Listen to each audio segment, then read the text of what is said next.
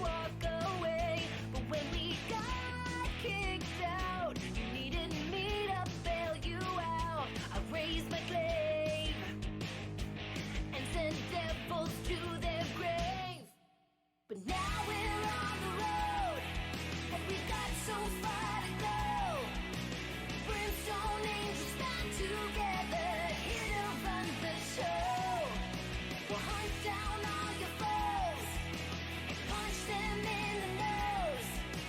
Brimstone angels stand together. Go, go, go. We're all someone before we find ourselves. From the mountain peaks to the deepest dungeon delves, I'll have your back through all of the nine hells. Best of sisters.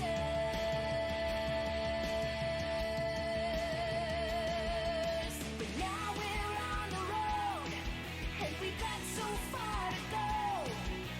Brimstone angels band together, here to run the show. We'll hunt down all your foes and punch them in the nose. Brimstone angels stand together. Go, go, go. Brimstone angels stand together. Go, go, go, go, go.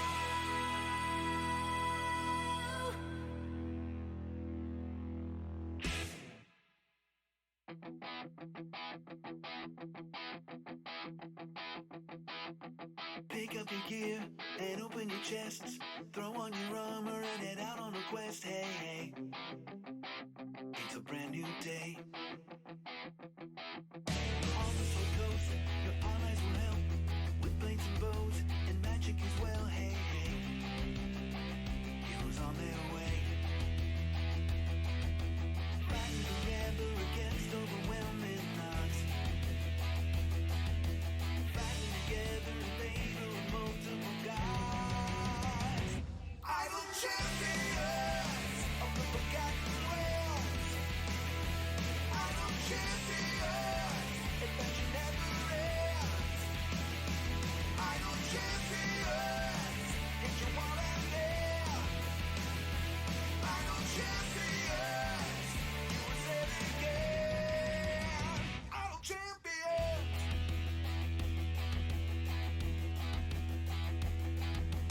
From Waterdeep to Dale, head out to Jolt, on Shadowfell, hey, hey. Together we say, walk to the monsters, walk to the boss, walk to the right, it's never a loss, hey, hey. Bad guys to slay, fighting the rainbow against overwhelming odds. Fighting together in favor of multiple gods. Idle champions of the forgotten realms. Idle champions, adventure never ends. Idle champions, get your wall and there. Idle champions, you will say it again. Idle champions. Idle champions. Idle champions. Idle champions.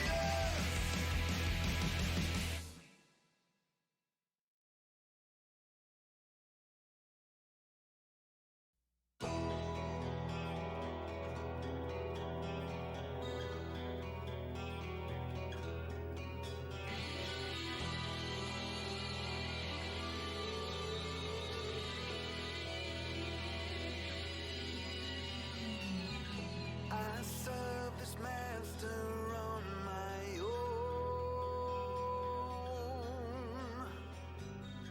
I cling to no one, I just roam. Hello and welcome to Idle Champions presents the Trials of Mount Tiamat. I am your humble storyteller, B. Dave Walters, and soon I will introduce you to our brave adventurers here. But before I do, I want to share a couple things with you because this is important. I mean, all of it's important. First of all, how you doing? You good? You know, it's Monday. It's like 4 o'clock here on the West Coast. I don't mind telling you, today's been a week already. But now we're here among friends. We also have some potential technical issues going on in the background. Not gonna bust anybody out, but if everything goes wonky out of nowhere, we'll fix it to the best of our ability. The worst thing that might happen is we super smash to a be right back, and then we'll be right back. Okay. Couple important things right here at the top. You know what? Actually, I've changed my mind. I'm making an executive decision. Nothing is more important to me than you guys. Aww.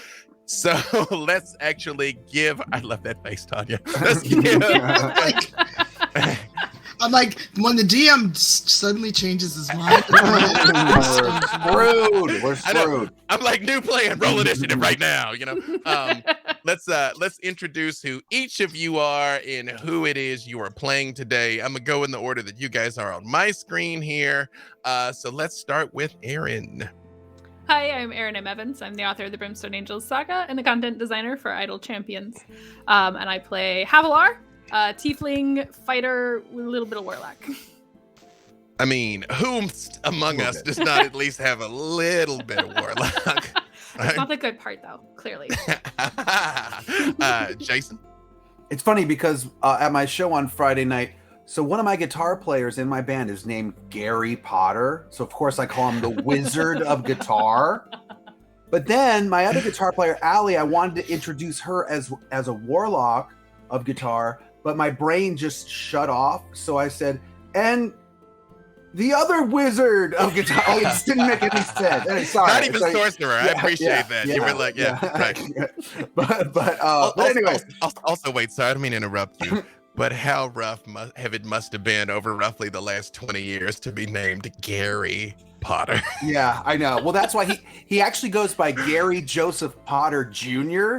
to just try to avoid that, but he's got some stories, let me tell you. I'm sorry, please continue. But anyway, I'm playing Brig Hellclaw, who is a little bit bard and a little bit rogue, and no warlock, only in his heart. I mean, there's still time to cut a deal, Right. I mean, we got somebody he could cut a deal with. That is 3 true. Levels are left, so who knows? We could open up bidding on just a chunk of Brig's soul, just a little bit. Speaking of potential patrons, Todd. Just saying. It's out there. I'm Todd Kenreck. I play Erin. I am married to the most wonderful woman in the world, Meagan Kenreck. We got married 6 years ago on Halloween, and I just love her very much. And she's my best friend. I just wanted to shout that out. And that's me. I appreciate we're getting all the sweetness out of the way before Erin shows up. Oh yeah. I just like the record to show Mark's wedding anniversary is on Halloween also. Mm-hmm. So I'm celebrating my 20th wedding anniversary this year. Wow. See, he did it before it was cool. Wait. Did you say 20th or 28th? 20th.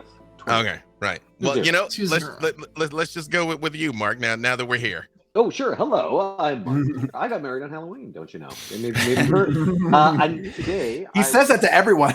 That's true. I mean, it's a great opening line if you think about it. And I will be playing the Drow Shadow Sorcerer, Baloth Baratil, proprietor of the Underdark's finest gladiatorial combat pits, the Black Pits. Excellent. And last but certainly not least, Tanya. Hello. I'm Tanya. I'm playing your Paladin Ranger, Salisa Storio. She switched from a Blood Hunter because it just didn't work out. And who knows about Warlock? That could happen. Who knows? The day is young. We have 3 hours. It's true. Erin did give her a coin already, but she also one-shotted death. So either way. That's true. But you can find Celise in her Paladin Ranger form also on Waterdeep, and then hang out with Mark and Dave on Black Dice Society as a Drow Dumpier Blood Hunter with a little bit of beast in her. This is about to turn into an episode of freaking Shark Tank where you guys just walk into a room and there's like Erin, Asmodeus, Strahd, Vecna, all just like. Yeah, but I'm going to be like the Flash where I'm just like, I'm in. Wow. You wouldn't even try, would you, Erin? No. Deals for everybody. You get a deal. Everyone look under your seats. You get packed. You get packed. Everybody gets a pact. Yeah. Actually, if I did have to make a pact, I'd make it with Mark. Yes. Why are you being I'm mean offering, now? I'm not offering Pact so much as long-term performance contracts. I meant you as a person, Mark. Oh, I see. It's true. Right. Is an actual warlock patron. I mean, if you think about it, it makes a lot of sense, really. You know. So, although I met Erin. I'm good. It's true. I'm like, wait, Mark, which warlock pact type would Mark Meer even offer? I mean, are you an archfey? Are you celestial? Are you great old one? Yeah, having recently suffered a milestone birthday, I'll say I'm a great old one. Well, suffered. Well, you know, it does beat the alternative. It beats the alternative. It's true. It does beat the alternative. As always, thank you to Idle Champions for having us here. This is a level 17 high-level campaign, which I will give you the full overview of momentarily, but I've made you all wait long enough for the Idle Champions codes, which today's code is ICP2 Fungus Grove, which, as we've established, if you say out loud, sounds like spell components, which is the verbal components of a spell. So it's ip fung usker ov. Like, FR's black tentacles come out of the ground. ICP2 Fungus Grove, I'm sure that is appearing in chat there. The rewards is 2 gold chests. Also, we have more giveaways, which I lamentably do not have in my collection to show you, which I feel is a grave oversight now. We have a WizKids D&D Icons of the Realm Sapphire Dragon. That is in the US and Canada only, excluding Quebec, because you know what you did, Quebecois. So you can enter now. Quebec. Je suis désolé, Quebec. Je suis désolé. We also have a Founders Pack 4 and 2 theme packs of your choice. That's international, so apparently Quebec is partially forgiven, at least.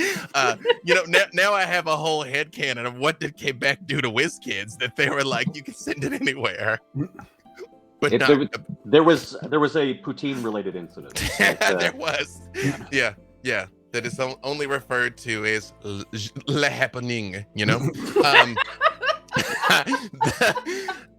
The winners for both of those contests will be announced at the end of the episode, so you have to stick around to find out if you actually won. Also, you will be amazed and astounded by the wonderful presentation we're about to put on as well. Real quick, want to thank our moderators, Jay, Martin, Mars, and Sasha, for making it possible to do what we do. So thank you all. And with that, now let's get back to our story. You 5 heroes have been tasked with a special mission. Tiamat, the Dark Lady, the Mother of Dragons, the ultimate evil in some circles, has returned. Her servants, the Cult of the Dragon, have found a way to extract her soul out of Avernus, and redeposit her in the newly christened Mount Tiamat. I mean, of course, it's right on. The reason why I'm getting all tongue-tied, y'all, is I'm about to sneeze, and I'm trying to fight it so much. I'm like, while I'm talking here. She's returned and is inside Mount Tiamat, which was once an active volcano that is now dormant. Her worshippers are attempting to bring her back to her full strength so that she can expand out over the Forgotten Realms and take over. There it is. Yes. Usually they travel in 3s. Expand her dominion over all of Faerun. A desperate plan was concocted by the gods themselves to call upon a number of heroes to launch a multi-pronged offensive on Mount Tiamat.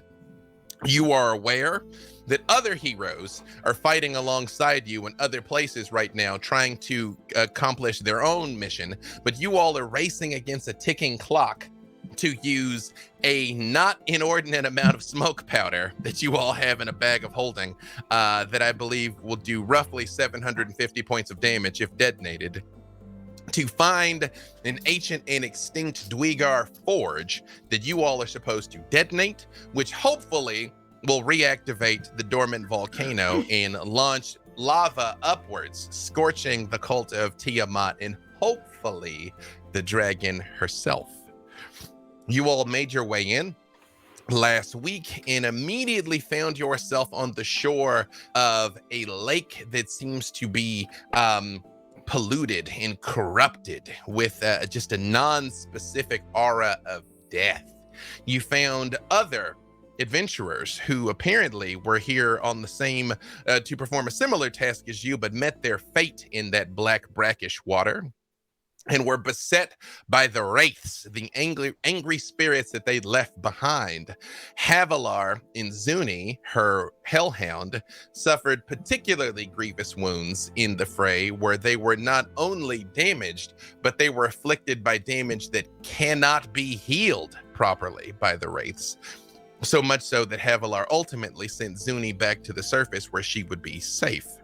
Erin, probably the best qualified to plunge into a briny death lake, also found himself trapped under the waves for a time while you all battled to get out. You were met by a Myconid scout named Puff, an adorable little guy that had been sent to locate Baloth and to deliver to him a magic item, the mortar and pestle of Baba Yaga. Puff also warned you that there was something dangerous up ahead before agreeing to escort Zuni safely to the surface. Once you all made it through, there was an eldritch storm of cutting and biting sand raging that you all were able to avoid.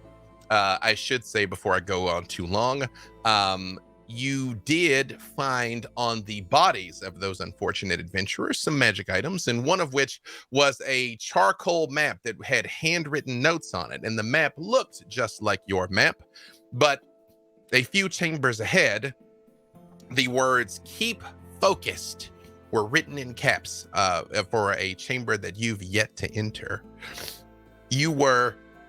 After you made your way through the storm, through a combination of quick thinking and fast feet, you ran into two adult white dragons named Azioth and Aophiog, and Brig Hellclaw, in his mortal seeming of Jason Charles Miller, did one of the single most impressive things I've ever seen in my life, and made a song on the spot using the names Azioth and Aophiog in the song. Which, seriously, if you didn't see it, we clipped it. You got to see that. It was kind of incredible. And you all were able to play on the dull wits and oversized egos of these two dragons to pit them against each other, while you all were able to narrowly escape. Not unfazed, unfortunately, because icy breath was going off and stalactites of ice plummeting down from the ceiling that collided with some of you as you were able to extricate yourself from that chamber. And now you find yourself on the other side of this room, still hearing the thunderous battle of the two white dragons in the background. Let me just make sure.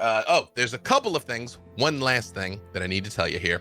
Of course, you all have been able, the audience, have been able to vote to affect the outcome of this adventure.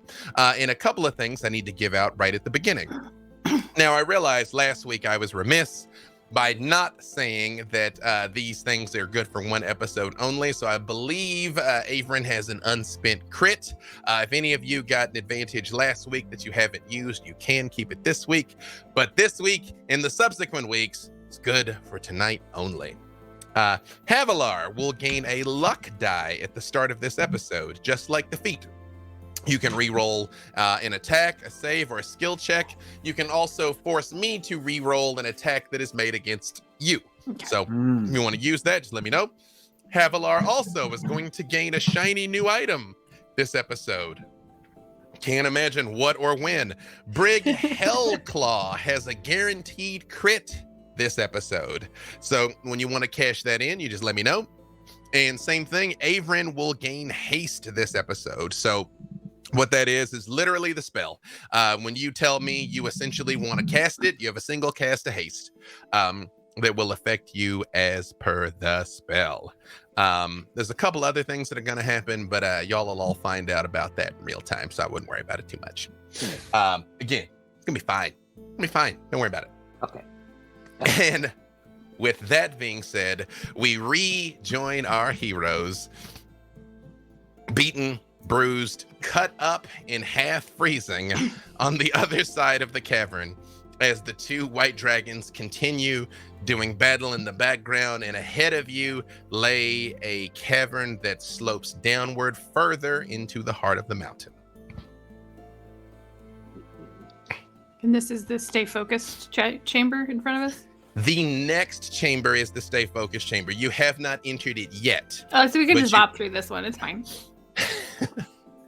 Well, what do you guys- I have to say, I think we should take a moment just to offer a round of applause to Mr. Hellclaw for that amazing performance.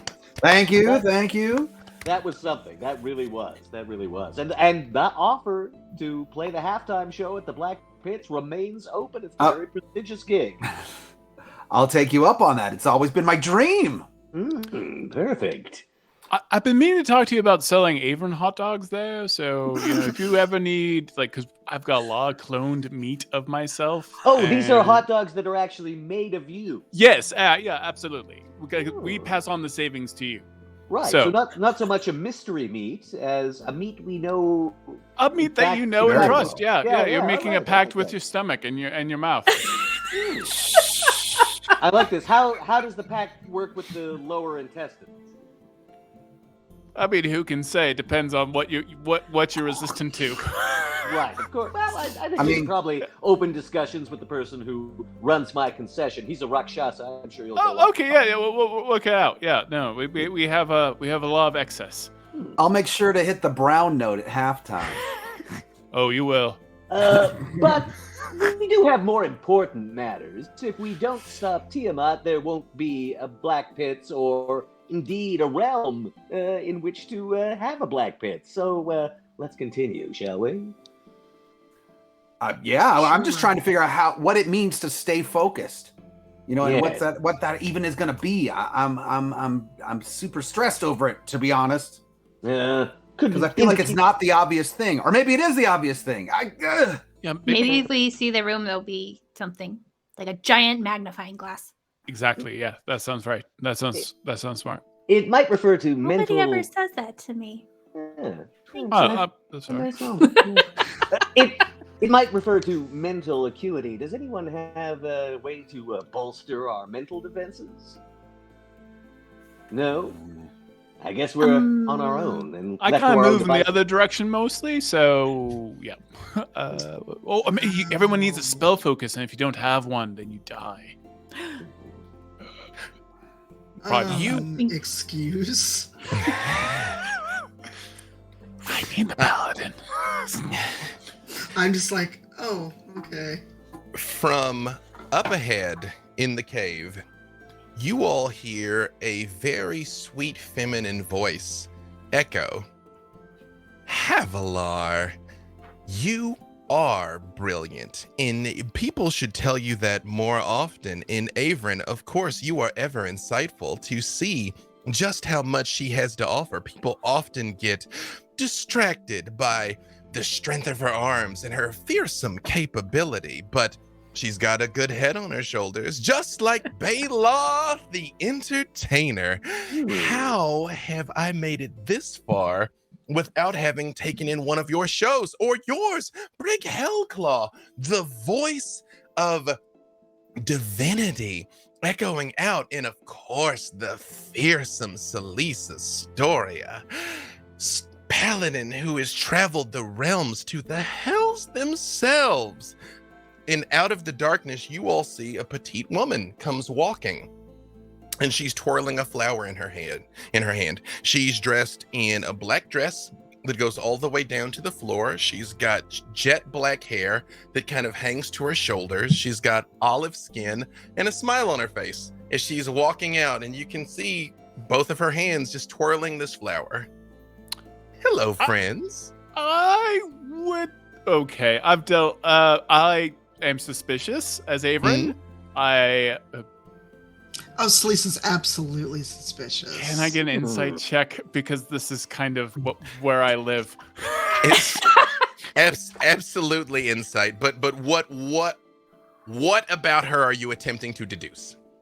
You know what? I'm using my natural 20. I'm trying to deduce what she's about. Yeah. I'm coming out swinging. Wow. Bust it out. Yeah. Well, while Averin, oh, sorry. Well, yeah. Let me give it to him real quick. You get malice but curiosity, like a cat that is batting a mouse around. You know, that is just like, what's it gonna do? Oh, you running? Oh, you come back? Oh, what are you gonna do? It's, yeah, but genuine curiosity, laced with heavy indifference. Like, she truly does not care about you at all. On a scale to like corporate overlord or Asmodeus, what are we looking at? It's the needle's banging the top of the meter there. Yeah, so typically this is how I talk when I'm trying to make a deal with someone and corrupt them and get their soul or make a pact. And so I don't like how she's talking, and she reminds me of your not father, Havilar, and also someone from my home world. Anyways, You raise a very good point, Averin. When I want to soften up some pigeons, flattery is usually the way to go, and that seems to be what she's dishing out in abundance. Celise, I know you were trying to do something before I gave Averin that. So what were you going to say? I was going to whip out primeval awareness. So as primeval awareness, as I can expend a spell slot to sense whether any aberration, celestial, dragons, elemental, fey, fiend, or undead are present within 1 mile, or within up to 6 miles if I'm in a favored terrain. Here's the catch. It doesn't tell you where they are. Oh, I know. Just if there are any. Oh, there's dragons. I know we're looking for it. There's a number of dragons. I guess I'm trying to suss out what she is. If she's any of those things. Here's what I will give you. Because primeval awareness will not tell you where it is, that won't help you, but your divine sense would. That will tell you if there's an undead, celestial, fey, or fiend around. Here's what's weird. Averin's right here. Right?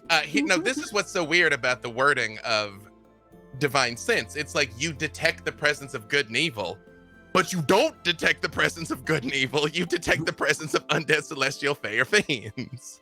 So yeah, it's worded very oddly. Judgy. Here is what I will give you, Celise.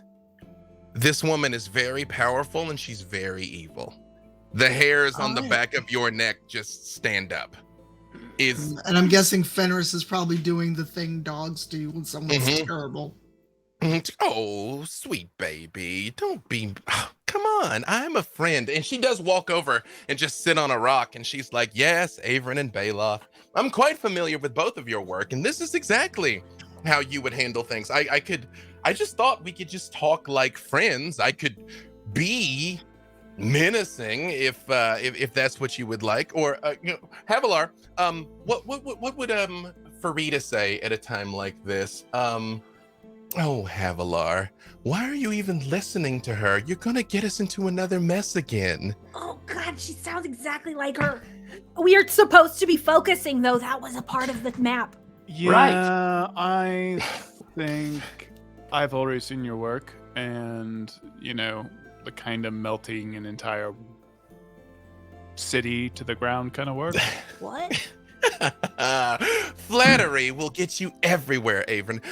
I just wanted to say, I'm aware of the work of all of you. I'm a fan of all of you, and I understand that you've been told that the Cult of the Dragon is doing something terrible here. And I don't expect you to join in our work. I don't. Because no one ever takes the deal when offered, even to their benefit. Right, Baloth? How many people have you offered just great contracts? Great contracts. And there's, all you all have to do is leave. You don't have to do anything else. I'll even let your friends in the other strike teams, I'll let all of them go. We can just let bygones be bygones, and we can all be friends, and you all can continue your adventuring career, and everything will be great. No. Celise. And she does get up and she like starts walking towards you with her hands out. And Like- I pull my shield out and pull Fenris behind me, and I'm like, you were my buddies. Celise, I need to ask you something in Facebook real quick. Okay. I didn't know Facebook was in the realms. There it is. You know what I mean? Facebook of the realms. We got. You know what's weird? I got so many like channels to communicate with each of you that I'm all like, I'm gonna talk to you here, but you here, but you here. Yes. He sent me a Morse code message earlier. It's true. I'm sending homing pigeons out. You know, yeah. While I wait for an answer I from replied. her. Okay, hang on a second. She looks at you, Celise, and she just says, "I know what Malevolent saw in you. Don't speak her name. What if you could have her back? Oh, I've done this dance before. Try again. You've never done it with me." Not interested. Why are heroes like this? Erin, you're not even a hero. Why are you? Let me guess, Erin. You think you have to save the world because it's actually yours, right? That it's like, oh, you know, some other goddess can't rule over the worlds of men. I'm supposed to, blah, blah, blah. Erin, you're not like them. You're like me. Oh, wait, who are you? I'm sorry. I don't know. You know, you were being very intimidating and scary. So like, it's not my world. No, I mean, everyone knows who I am. I'm having trouble remembering who you are. Does that hurt? Is that a painful thing? No. I'm just trying to think of which head I'm going to take. That's the thing I'm trying to figure out.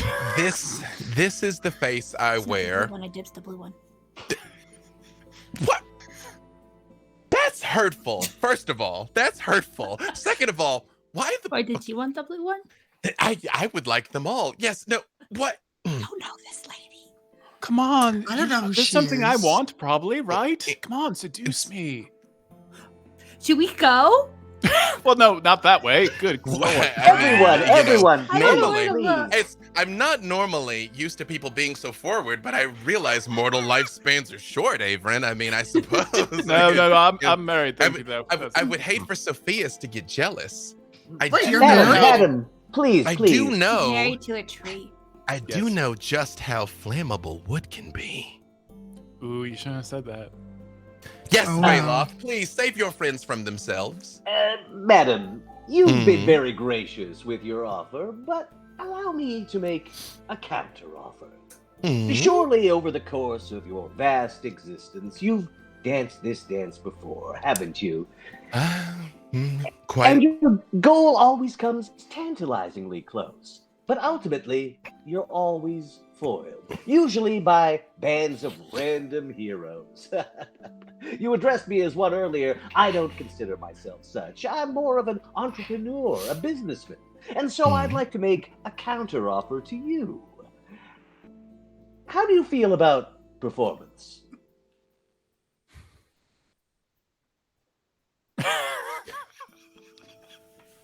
There's not many firsts left in a life such as mine, but I will say that is the first time that's an offer I've gotten. Now, Go just on. a question. You don't have any representation or an agent, do you? Here's the problem. I don't really do well with being answerable. You know? I understand. Self-represented. That's perfect. In fact, that's usually what I prefer. I'm proposing a multi-century performance contract at the Black Pits. You soaking up the adulation of the crowd as if it were that of your own worshippers. What's a few more centuries to a being such as yourself? Surely just the blink of an eye. I like you, Bayloff. I do. I am going... I would like Baloth to see you continue to operate the Black Pits for many years to come, and I will provide you with a never-ending pool of talent. Because as more and more hapless adventurers fling themselves futilely against me, maybe instead of just eradicating them utterly, I could just simply outsource them to you to fight for everyone's entertainment. Interesting. I will admit I did have a double bill plan. You versus the Tarrasque. Huh?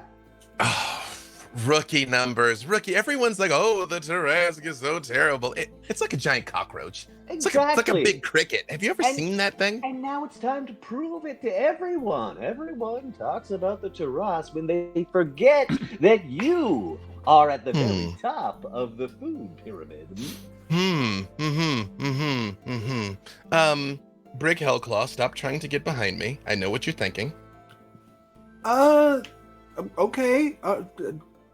You do not know what I'm thinking, but fine. I back up. And she says, I do send messages to everyone in the party, and I say, stay focused. You all hear Brig basically whispering in your ear, stay focused, and you hear that back. And she just finally says, so you all are not going to stop, right? No. I assume you're not interested in my very generous offer. Have I mentioned the rider and what will be available in your dressing room? She reaches out her hand like she's going to just touch under your chin, Baloth.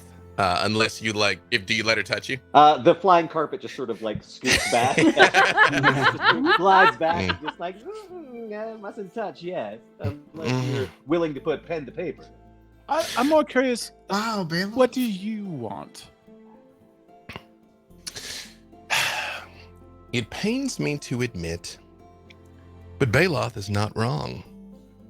I have been foiled, set back, and stymied by mortals more times than I can count, but even worse than that, by my accursed brother. I actually have two. Most people don't know about the second one. He's far more subtle in his movements.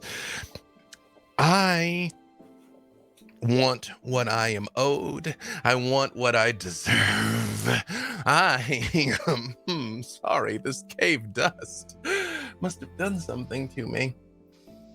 I want to rule. I want all sentience everywhere to bow down to me in adulation, and I, in return, will bring peace to all the realms and all the planes. I don't intend to bring order, simply peace, because there shall be no conflict, because none would risk offending me. Last chance, Erin. Well, I will give you an entire plane to rule over, to shape in your image and make do with the sentience therein whatever you want. Erin. What? Erin. Stay focused. Stay I will focused. smite you. It's a whole play, though, right? We know that's a lot of space. It's a whole entire plane. Baloth, imagine if you were to rule the entire Underdark. These surface dwellers have no concept of how far and how deep it goes. You would rule over more land than any other man anywhere. It can all be yours. As I mentioned before, I'm not really interested in that sort of thing. That's a lot of bureaucracy, don't you think? I'm more interested in spectacle. Okay, Havilar.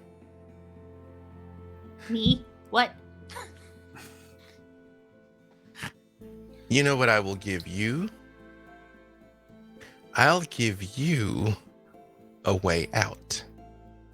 something's coming for you that you cannot imagine and you cannot avoid. Could I, I promise, hands out to the side. I need to tell you something that you're not going to want to share with the others. What? And Over everybody else. she comes like she's going to lean in your ear and say something to you. Okay.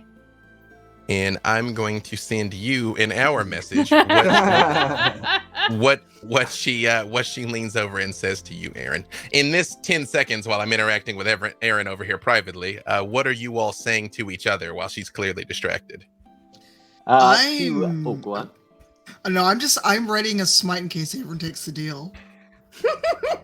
I'm leaning over to Erin and going, "You should probably take the deal. The whole plane. I mean, it's very generous." There's a lot in a plane. I just want to be specific about which plane, because some planes are like not fantastic.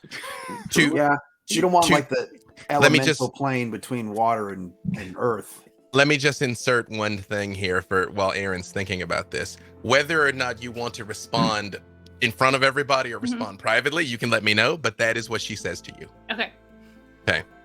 While they're debating, Erin, do you want to say it back to her privately or you say it out loud? I think Havilar being Havilar, I think she's gonna pull back. She's gonna be like, I've heard that one before. And I got out of it too. Do you know what I think? I think this is really Tiamat! Because I think she really did just now figure it out, for the record. I love Balaf just sort of Havilar. like looks over to Erin like, She does just look at you and she's like I said, you don't get proper credit for your intelligence, Havilar. You know what else? I come from a long line of people who are real good at killing dragons. In fact, my ancestors, they threw a thing in a volcano and they blew up a dragon. So I feel like this is just guaranteed to happen. So cliche. Obviously, you know He what? had a cooler name than you, too. They called him the Tyrant of Tyrants. I think that's better than the Dragon Queen. For the first time, you all see her facade cracks a little bit. Wow. And she starts I'm to gonna get turn chills. red, and you see the veins come out on the side of her head, and she just looks at you and she goes, Aren't you all just delightful? You all are just silly little insects that believe you're dragon slayers. Fantastic. I'm going to go because I have a plane of existence to subjugate, but I'm going to give you all a chance to think about what you've done. The next time we meet, there will be no mercy. And you all feel a wave of energy come off of her that slams into all of you. And you all begin to change. You feel yourself shrink. Havilar, you feel your glaive hit the ground. All of your armor is ill-fitting as you somewhat pull out of it down into the ground, as she has changed you all into kobolds. What? Small, Hey!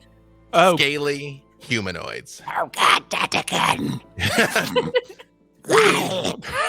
You are simultaneously afflicted by a curse of silliness because she called you all silly little insects. It rushes through your now small kobold brains. Everything seems great, honestly, and she just winks at you and turns and walks back down the cavern. Bye, pretty lady. wow. I know. My voice, my beautiful voice. What happened? Oh my God, your voice. It's terrible.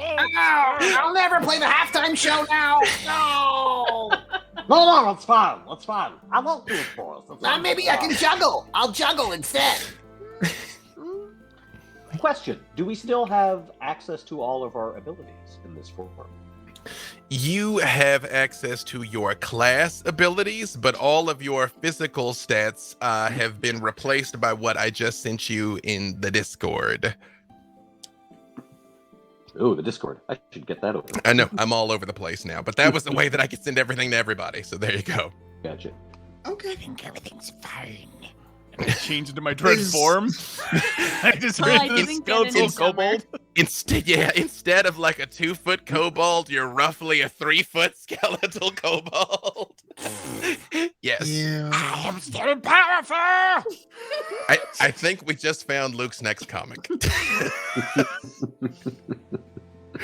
But now, yes, go ahead. Yes, Celeste. Is Fenris still a direwolf?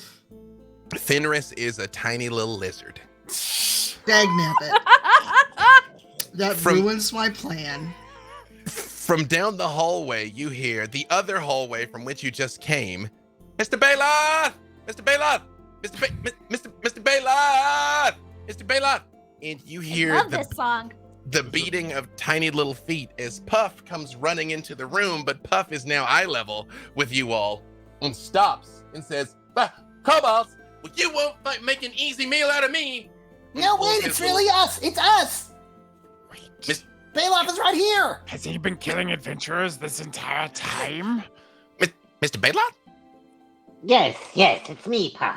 Don't I look resplendent in my scaly form? I have decided that Kobold is clearly the superior biological entity.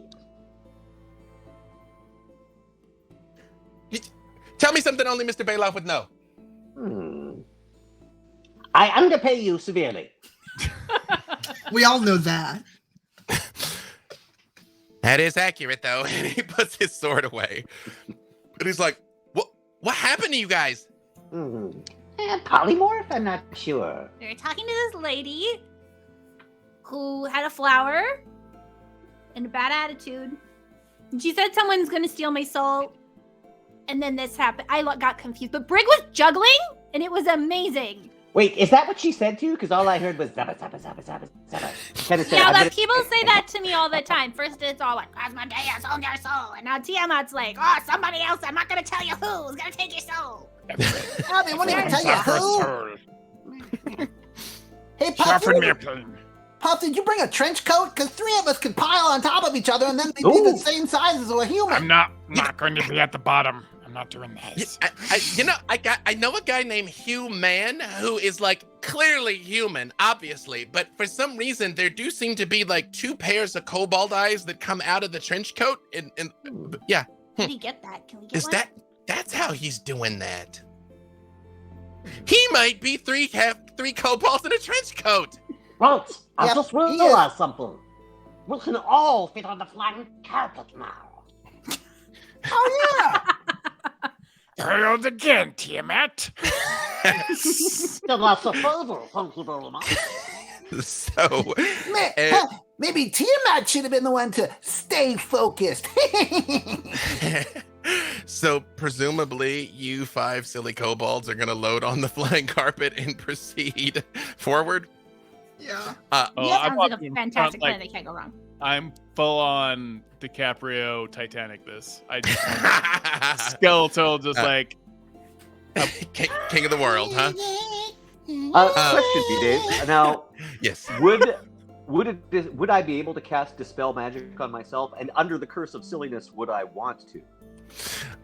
I'm going to lean more towards it doesn't occur to you that there's anything wrong with this. Perfect. Okay. So, I mean, dispelling, even cast on a whim, dispelling divine magic is no small feat. But, and also, no, this is all right. Apparently, like, you've been missing out on being a kobold this entire time. But, why didn't they tell you that this was this great? As you all proceed ahead, faint light rising from ahead gives the first sign of the tunnel you follow, opening into a larger cavern beyond. This huge space is marked out by natural stone columns and lit up by phosphorescent fungi that shimmers yellow and green from every crack and crevice in the walls and ceiling. The path you follow narrows as it advances through a forest of fungus. Mushrooms, toadstools, and puffballs in dozens of varieties, and a dizzying array of bright colors covers the ground and rises to heights of 20 feet or more, eclipsing the far side of the cavern from view. And this is the room that had "Stay Focused" written over it. Oh. Do we find a magnifying glass? 'Cause that was my Also, guess. It's still my guess. focused. How do I become the god of kobolds? Is there a god of kobolds? Yes, turtleneck. Can I grab like some Turtleneck? piece of mushroom off the wall? You absolutely can. I grab it and sniff it. Give me you can give me nature or survival, whichever's higher for you. Okay, survival's pretty good for me. I get a 25. You are certain it's non-toxic. Hmm. Not only is it not toxic, you feel like it might actually be helpful. Maybe if we eat this, it'll help us stay focused. And I shove it right in my mouth. Roll a d6 for me. 2. You feel incredibly capable, Brig. Like your hand feels steady and your senses sharp. You will have advantage on your next skill check. Nice. It's just you enter the flow state when time slows down and you're like, I just know what I have to do. I Mushroom, feel focused. All right. Try these. I start handing them out to everybody. These strange kobold gave me some mushrooms. I better look for them. Do you eat it, Bela? Yeah, Bailoff will eat it. He's silly. He's silly right now, so of course. Same thing. Give me a d6. Also a 2. The same thing, Bailoff. You just feel a sharp and keen awareness, and will have advantage on your next skill check. Dodge. Oh. Yeah. I'll eat one. D6. I'll eat Anyone who intends to eat one, roll a d6. Yep. I also rolled a 2. Same thing. I can't complain, but I got a 4. what else is there? You know what? You know what? I will let you re-roll it if you so choose. That makes me think it's going to be bad stuff too, so I'm going to stick with the 2. I got a 6. I All got right. 4. All right, Celise. Same thing. You feel the same precision that they have, but as you're looking at them, it's just you become keenly aware of their every weak point. It's like, when Bailoff is standing on the carpet, he kind of leans to the left a little bit. You know, you could trip him. Brig is, he's always so careful to watching his feet to move silently that he's not watching his own back. Like all of their vulnerabilities become obvious to you, and you will have advantage on your next attack roll. Mm. And Averin, your natural caution sort of kicks in. You're even in the depths of your literally reptile mind. Sorry, I have caution. In the depths of your reptile mind, you are aware that this is still a place of danger. That clearly you're having a great time as a kobold. These mushrooms are delicious, but something deep inside of you remembers you're on a mission and this is not a good place. And you will have advantage on your next saving throw. So that was, to recap, all of the 2s, advantage on your next skill check. The 4, advantage on a saving throw, and the 6, advantage on the next attack. This is Tiamat's evil plan to make us tiny and kobolds. We should move forward and go to eat more mushrooms. The mushrooms are good, and I will be your new god. No. All of you give me perception checks. Can we use our advantage on this? To tell you the truth, you can, but I'm not gonna make you because this isn't necessarily like a clutch thing. You know what I mean? I'll save that for the Nat 20. Celise, it's like radar, like boop, boop, boop, boop, boop, goes out through this cavern. I got 17 total. Perfect. Celise is gonna get it all, so I will give it 28. all. What does the 6 get me? You get to listen to what Celise finds out. That's You're what still thinking about Kobold God. Like, why all these years, Averin? How did Kobold God never occur to you? Like, I mean, they've been ripe for the picking this whole entire time. and you can fit so many followers into a small space. Yeah, it's just the biggest trench coat you can imagine. Just the Tower of Babel of kobolds in a trench coat, Erin, bending to your will. Yeah. Celise, Yes. you notice a couple of things. This cavern, the mushrooms are fairly fragile. I mean, even though you're all gliding over it in the flying carpet, when you pick them, you know, they come up with no resistance whatsoever. Like, you can easily push them, move them around, uproot them. You also realize they seem very healthy. The mushrooms don't seem particularly toxic or unhealthy, like the same way like the water was kind of cursed and nasty. This seems fine. You know, it's just like a mushroom forest down through here. You also see three other things. There is no sign of any living things down here. There are no animals. There is no noise. The cavern is dead silent. There's no bats. There's no, you know, little creepy crawlies have kind of been everywhere as you come through here. No bugs, no bats, no living things except the five of you. And you also see bones under the mushrooms. It kind of takes a second to notice, but there's a large lizard that is decomposing that has mushrooms grown all over it, and interspersed all over the place there's just bones of stuff, bones of bats, bones of lizards, and the bones of things that must have been sentient at one time or another. Oh boy. And there's no dirt, just these bodies that the mushrooms are growing out of. Down under it, there is soil. I mean, there's too many mushrooms, but I mean, most of them seem to be like growing out of patches of like where bones and stuff are strewn about. Yeah, but I mean, they cover the floor. Like, it's not like there's a path. It's just mushroom forest in this room. We should stay on this carpet.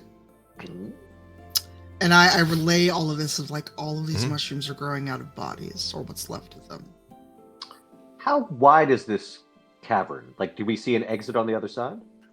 It is so wide that you can't see to the other side of it. Oh, what's the temperature? Warm and like kind of like greenhousey. Ew. So we know the direction that we're meant to head in, though. We've got a map. Oh yes. Okay. Well, I think make the carpet door as quickly as I can, and then we'll be out of this room. Then we'll not need to be focused. Havilar. Yes. You feel a tug, a compulsion to look a certain direction in the because once Celise points this out, you all can see it, that in the mushrooms there's just bones everywhere, and you see something sparkling in the dirt. Havilar. Ooh. There's something sparkly down there. Can we go get it? No. Come on. Sparkles! That's probably how they wound up as bones. Havilar, you have to have it. I'm gonna jump off and get it real quick. I'm gonna grab Havilar. Havilar, it's too late. She's a very athletic kobold and leaps I'll be right down. back. Oh, I didn't mention one other thing Celise sees. Remind me to tell you that after I resolve this with Havilar. There's one other thing you're aware of. Oh, great. Okay. No. Will you send me that on MySpace? It's true. I'll post it. I'll post it to your live journal. Okay, great. Right.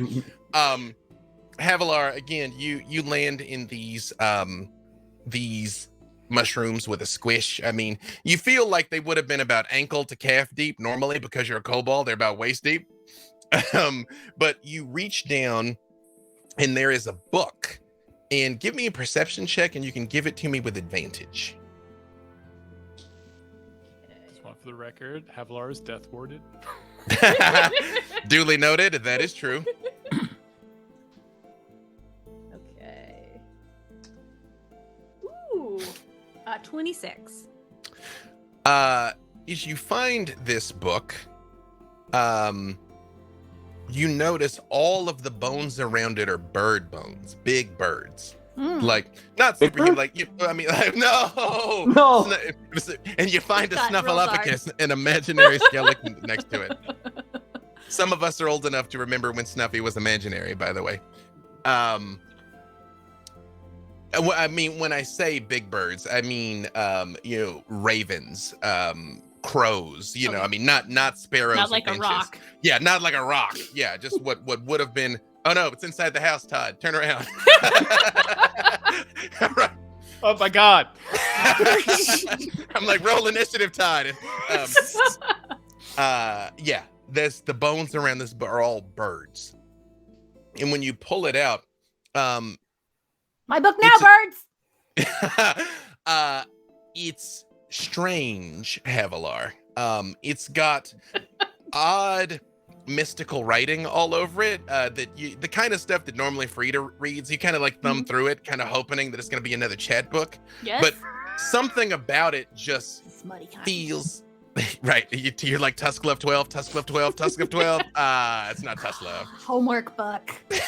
Yeah, but as you're kind of looking through this, you notice some of the pages start changing a little bit, and as your mind Well, that's never wanders, good. it starts to show you different scenes in it. And I will send you also on Twitter. Well, I'll say it. We're among friends. You all voted for this. You have located an atlas of endless horizons. Ooh. I don't know that I'm familiar with that. Is that Also- like one of those places you check into, or like? I have just sent it to you. And you all basically see Havilar sort of rummage around for a minute and pull up what to a kobold is a very big book. It would have been spell bookish size, in your normal form, but she sort of like flips this thing open and starts looking through it. I will Havilar. say, well, I'm giving her a second to stall while she's looking at what she's acquired here. Interesting. I can cast these spells? You can. Oh. I'll waive the hour of attunement to be like, this is the thing you've got now. However, Celise, there was one other thing you noticed that I didn't tell you before. Although the room is moist and damp, the air is also heavy with spores. Oh no. Oh yes. No, this is like a Star Trek episode I watched. What's wrong? What's wrong? We need to go. These spores are probably why these are all covered in mushrooms. Gotcha. All right. The bus is leaving. Wait, everyone stop breathing. Everyone stop breathing. Get inside the trench coat. Can All I cast the Misty Step and jump back up on the carpet? you absolutely can. Then that's not an ability that Havilar usually possesses. Or I mean, no, she can is. Misty Step. She Okay, has right. that now. Right. She's Yep. very jealous of Frida's ability to do that. Right. But she did the one in the book to test it out. You all know it's different this time. You all have seen Havilar Misty Step before. I showed And it off constantly when I learned it. It looks like, as you're looking at her, it looks like if someone is erasing parchment and then draws her on the carpet. Like she just vanishes and reappears over there. Like like she was scrawled out of existence and scrawled into existence. That's not how my Misty Step normally looks. It's cool, right? It's a book, Misty Step. Congratulations. It's got other things in here too. Draw Tiamat, but then X out all the eyes. How many eyes? That's 10 eyes? The number of eyes. They all have Actually, since two? we're discussing artifacts that we've received, Baloth is pulling out the little instruction manual he got with Baba Yaga's mortar and pestle. It looks like it's written in Cyrillic, and he's like, "Oh, by the way, before I forget, does anyone have any holy water on them?" Never. Oh, good, because you wouldn't anymore. What I mean- will. Sorry, no, go ahead, Celise. Sorry, go ahead. I'm just like, no, I look at Baloth like, I'm a paladin. But do you have any holy water on you? Are you carrying holy water on your presence? I'm always carrying. I think all of her water is holy, isn't I it? was Who's going carrying? to say, I was going to say who's holding, right? If you have holy water, that is fine. However,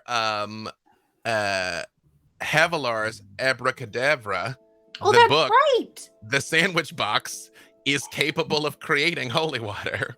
Okay, well, I I can was make some holy water and some sandwiches. I was actually just asking because I was reading up on this thing I got, and if you had any holy water, you don't anymore. It would have been turned to dust by this. Oh. Yeah. Okay. So just checking. The moment you open it, like, here's holy water, you do watch the cup just fills up with what looks like ashes, like immediately. What Is it the? holy ashes? That was like saying, Lisa hey, Celie, she's do- like, is that a thing? Is holy ashes No. a thing? Oh. Well, Yeah, you put it Yeah, on that your was like forehead. saying, hey, do you have pizza? And then smacking it out of someone's hand. I just wanted to make sure if anybody needed it for a spell component or something, I wasn't screwing something up just by standing within 10 feet of them. So, Is that what Okay. that does? It just breaks holy water? it does a lot of things. Many things. But I think it's time to leave, shall we? And when you say it's time to leave, everybody give me a charisma save. Ooh, I'm good at those. I'm Mhm, me not. too. Oh wait, I am. I was Hold about to on, say that's you a should lie. be. That's paladin Oh, status. Yeah. I'm gonna do the advantage thing. 28. Hell, you do all have advantage because you were told to stay focused. So Okay. you can Aw. all roll with advantage here. I got I'm 30. keeping my 28. Thank you. I'll keep my Perfect. 28 as well, thanks. Okay. 15. 17. When Could I he- choose my crit if it fails? Could I use that now? I No. think Ah! I'm also like, bye.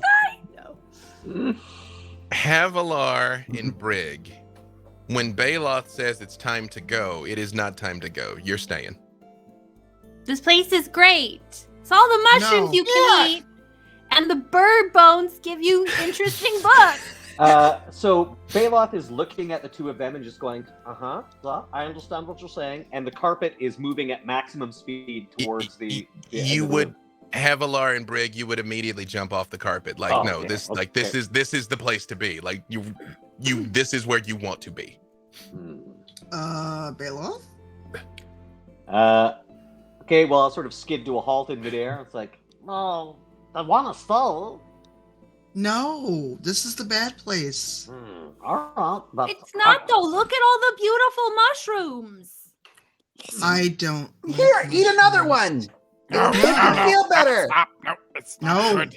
Listen, this is... Guys, we could move in on that shelf over there with the purple mushrooms and start Shelf? a bed and breakfast. I mean, it's kind No. of like it's sticking out more than the. It's. I bet it's not that squishy. It just Okay, looks No. kind of okay. squishy. We don't need to leave the room, but we should explore the whole place. No. That allowed? Question. Well, I'm just saying we should explore the far end of the room. There might be better mushrooms over there. That sounds compelling. Hmm? Is it? Going to, checking around the rest of the room is acceptable. Yeah. Okay, so Uh, I'm, This bed and breakfast idea. I think a lot of people will want to come visit here. I'll lower the carpet so they can get back on, and then again fly. I would say you're not gonna get on the carpet though. Like I mean, you are kobolds of the mushrooms now. Like being able to walk around them, touch Ah. them, Okay, well, we'll. feel It's them a on your great skin. mix of Can I- squish and crunch from the bones that just I've never experienced anywhere else.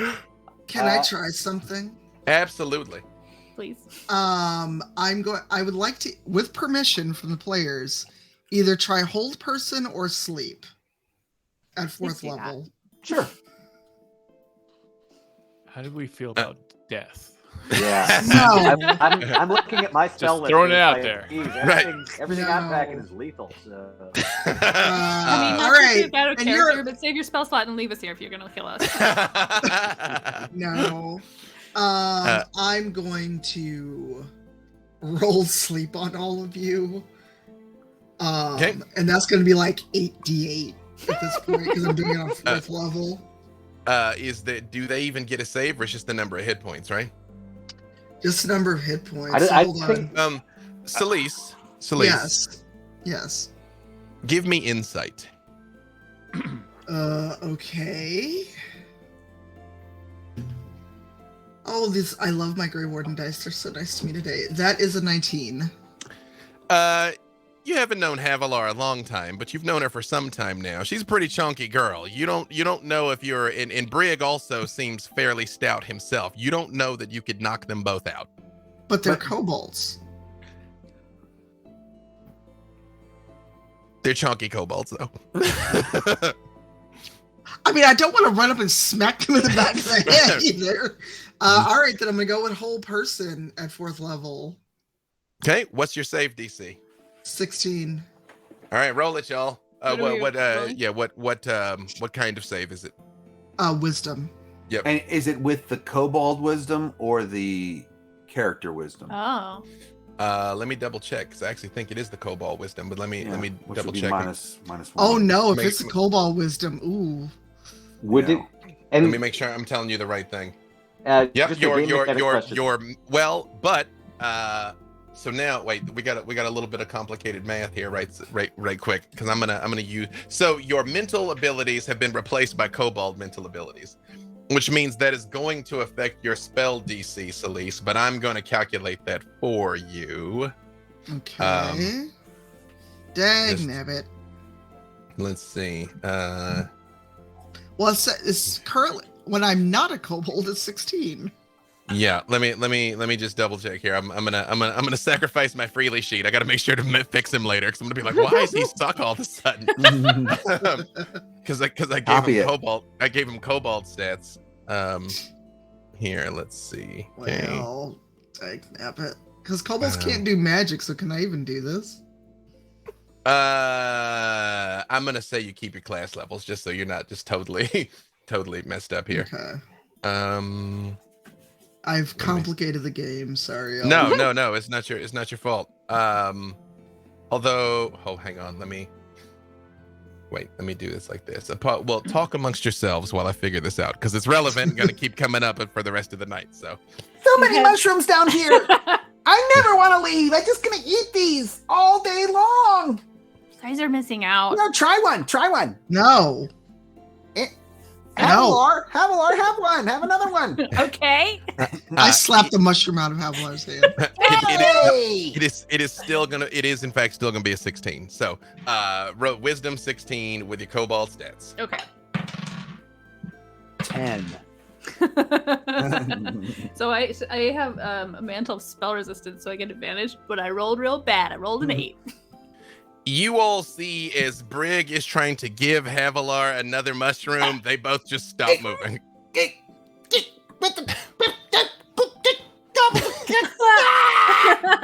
So can we just go with the carpet under them and scoop them up? Come up. Well done, fools. Let's go. Baloth, Erin, and Celise, give me a charisma save. Oh, why would you want charisma from me? Another 30. You should be good at this. I know. I should be. The dice don't always like me, but it's a 23. 24 for me. You guys, should we just stay? No. It is really nice in here. And then somewhere in the depths of your mind, you remember your friends that are rushing against the clock and need you to succeed. And you were able to punch it and get out. How long does whole person last for? I think just a minute. Hold on. Casting time, 60 feet. It's concentration up to a minute, so hopefully that's enough to get them out. As you all fly out of the cave room and you continue on for a few moments, when the whole person breaks, Havilar, give me 1d4.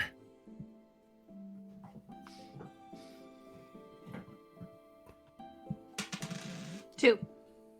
You absolutely want to go back. Both My Brig eyes, and it's Havilar. amazing. Nope. You try to swan Don't go. Stay on the carpet, please. Brig, Havilar, you got to go back. So what do you do, Brig and Havilar? I could try to swan dive off of the magic carpet. The carpet, just so you know, Balot's carpet is the speedy version, so it's got a flying rate of 80. So you've gone a ways. You've gone quite some ways, but the two of them are like, no, I'm going back. What Brig? What are you doing? I turn to Havilar and I go, Hey, let's do a synchronized dive off of this magic carpet. Oh, that's way cooler. I want to do that. I can show you something. Wait, please. Is it how to do a cooler synchronized dive? It's how I can show you how we can have the same kind of mushrooms that are in that room. I mean, that's cool and all, but like, it's not all about the room. It's about having them in the room. They're just not good. That close, It's not like moist pizza that's better the air. next day. You gotta eat it fresh. Havilar and Brig, give me athletics. If any of the three of you intend to intervene, you can also give me athletics checks. Yeah, actually, Wait, is this I'm going to intervene by casting With Cobalt Levitate. stats, yeah. Okay. Oh, levitate on the two of them. What's your save DC? Because they can resist it if they don't want to levitate. Is Constitution 21. It's the same thing. Well, I think it's gonna because what's your spell casting stack? The same thing with It'll get- Cobalt yeah. numbers. Yeah. Charisma, right? So You- charisma, yeah. So I'm normally it's I've got a charisma 20. 16. The DC is gonna be because I just did these calculations. Cool. The DC is gonna be 16. Con 16. By Okay. using Cobalt Con, right? Cobalt. Cobalt. Yep. Okay. hey, I think we just invented a new con. Hey, Come on Cobalt now, Con. the Cobalt Con. All right. Meet us there next year. I just got back from Game Hall Con, so Cobalt Con's as good a name as any. Okay. I did not save against the levitation, which is great But- because I think Havilar would really enjoy being levitated too. So I was It's- debating. You dive brilliantly off the carpet and just float there. I got a 17. You, Brig, however, dive seamlessly to the ground and begin running back. Brig, my dive broke!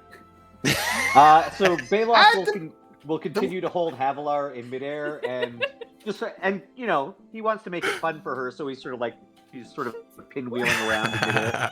But he turns to the others and just says, "Okay, you gotta get him because I've got her." Okay, I'm gonna do this. Listen, this reminds me of being on a farm. And I just run after Brig with my bag of holding. And I am straight up. I'm gonna bag me Oh, a I gotta Brig. get back to the room. Oh, look, there are mushrooms in this bag! Look, all the mushrooms! Look! I'm tossing mushrooms. Come on, Brick! Come on, get those mushrooms. The big mushroom. The Mushroom King is inside. No. I'm going to attempt to bag Brig. Give me opposed athletics. All right, Cobalt Athletics. As about it's the Cobalt Athletics. Remember, Brig still needs to breathe. 16. Hey, not for long though. I only got a 10. 16. You all see Brig absolutely not buying the ruse, and Averin just whoop, Cobalt in a bag. It's gonna Okay. be fine. It's gonna be fine. He's tiny. He doesn't need much air. Back on the carpet. Wait, do I need Havilar inside the bag as well? I can actually hold. I think if I'm holding Havilar above the flying carpet, then Yeah. then I can just move, Celise if fine. I Are we move it with the 100% carpet. sure yeah. Celise is okay? It only takes about 12 more seconds before Havilar that need to go back fades.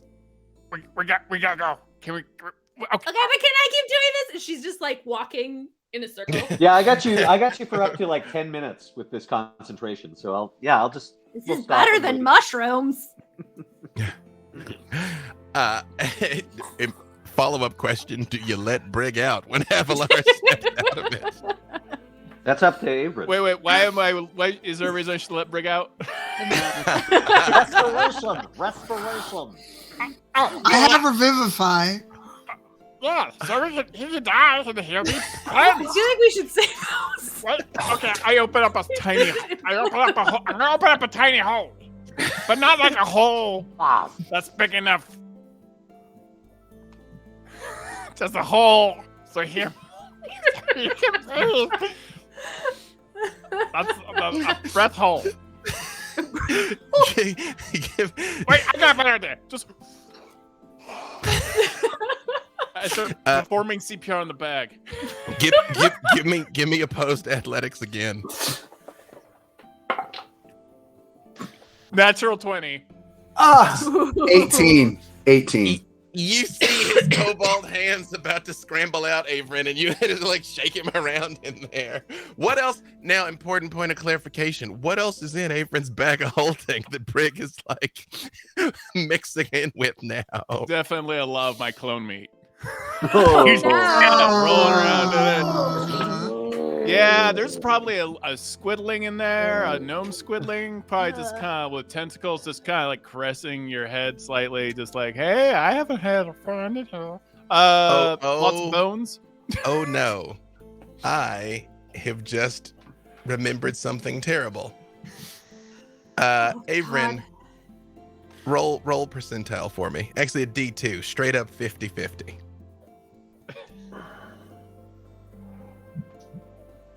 A D2. Mm-hmm. All right. So like a 1d4. Yeah, I'll 50-50. I'll let you know what the I number mean? is. Yeah, percentile, anything. It is pure. I think Jason realizes what I realize. No, 1d4. I rolled a 2. Averin, as you are struggling to keep Brig in here, you come to the disturbing realization that Brig had his own bag of holding with the smoke powder. Oh no!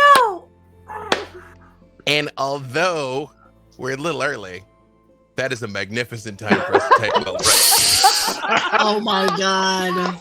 Oh, never cross the streams. Oh no. We'll be back in just a few minutes, you all. I kind of caught production by surprise with that one, but I was like, no, there's a good time. To quote Erin last week, do we still get paid for all 4 episodes if we die? we'll be back in a few minutes, y'all. Hit me up on MySpace. Hey everyone, V-Muse back again with some more goodies for you for episode 2 of Idle Champions presents The Trials of Mount Tiamat. First up, let's take a look at the fantastic miniature from WizKids, the D&D Icons of the Realms Sapphire Dragon. Once again, this is open to US and Canada only, Quebec excluded, and you need to make sure you are in the chat for a chance to win. For our international giveaway, however, we do have something for you too. Once again, it is going to be the Founders Pack for DLC along with 2 theme packs, and your options this week are Alindra, Briv, Baloth, Archon, Orkira, and our newest champion, Brig Hellclaw. We'll announce the winners at the end of this episode, so good luck to everyone who enters. Until next week, have fun everyone. You are playing Baloth in Idle Champions Presents. How has that been working out for you so far in that environment and with these characters? Oh, it's working out marvelously. I, of course, first played Baloth in the Baldur's Gate Enhanced editions that were put out by Beamdog. And so getting a chance to play him in RPGs has been delightful. I first played him back in, I want to say 2019, I think. That was the first time I played him at a table. Beyond using him as an NPC, because I've certainly used him as NPCs in many campaigns, including my D&D in a Castle campaign. So getting to interact with the other champions is always fun. Of course, he's had the opportunity to play with Havilar before, and seeing him interact with everyone else has been a lot of fun. What is it that you enjoy about that character, Baloth, the most in bringing him to life? Well, Baloth he really is an agent of chaos. He has a lot of high-level damaging spells, and he likes to employ them. So yeah, we saw him in the last game whip out a disintegrate and twinning it, taking out 2 of our opponents right away. He may regret that later. You know, maybe that high-level spell slot might come in handy later. We'll see. I don't expect B-Dave will go easy on us. No, B-Dave tends not to. No. He's got that most evil DM trophy for a reason. Did you have a favorite moment of the first episode? Oh, unquestionably, it was Brig Hellclaw's amazing performance. And of course, the performance check was good, but the performance that Jason did as well was amazing. And he put that song together in record time. Because I know on his own show, there's usually a little more discussion and prep, but B-Dave threw him into the fire and he did not burn. For those that are watching, like Idle Champions Presents and all of our interactions, what's your advice for people who want to be better at improv?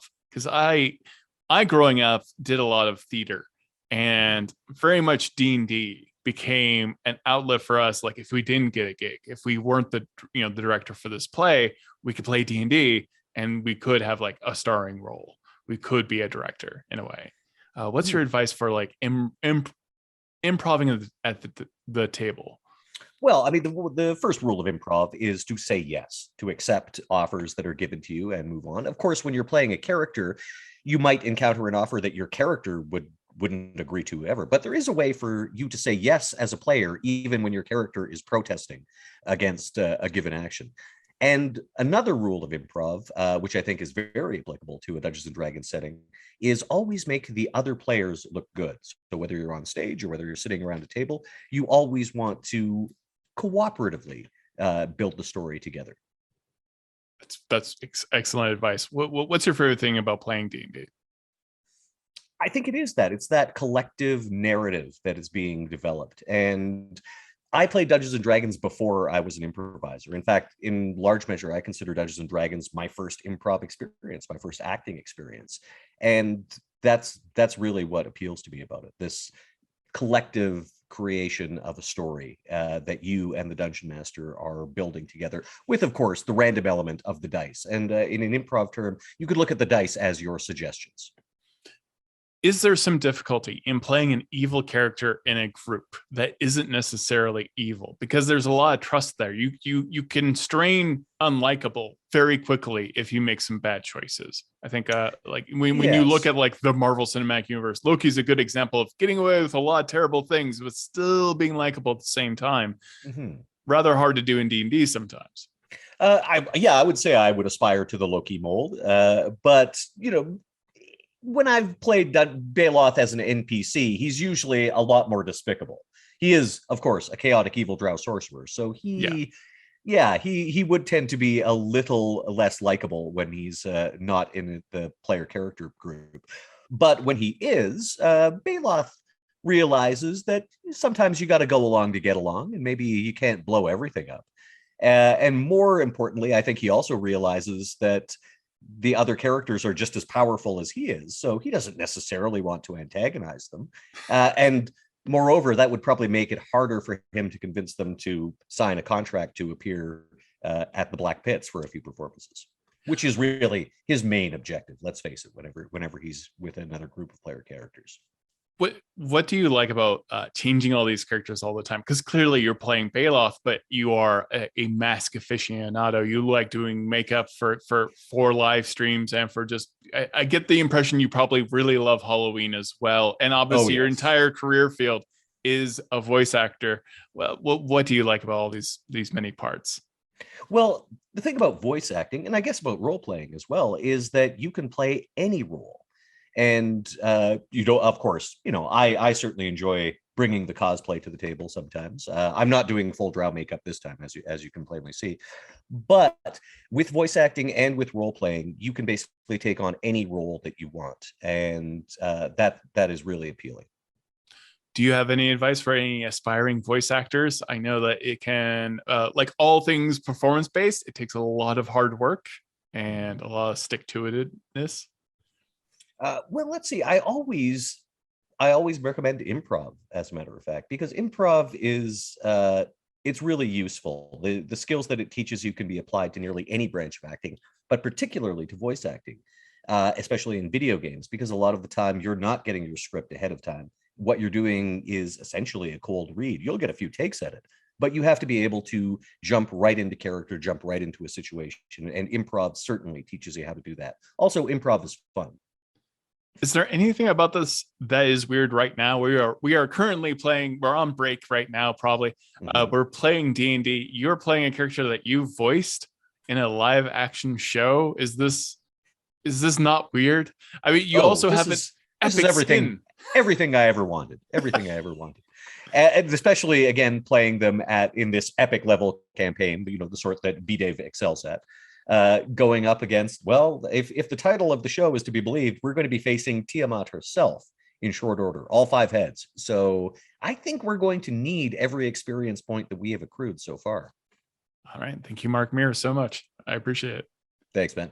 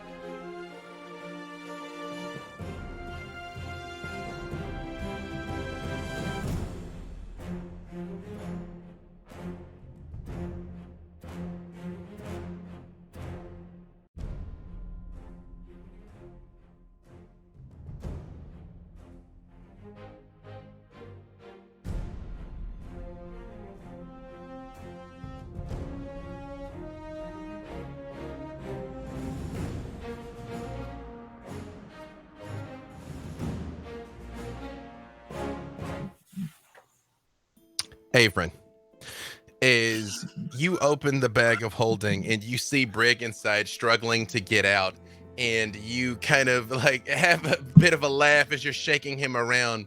You realize something that sends a chill through your heart as you notice the bag of smoke powder on his belt that is also inside a bag of holding.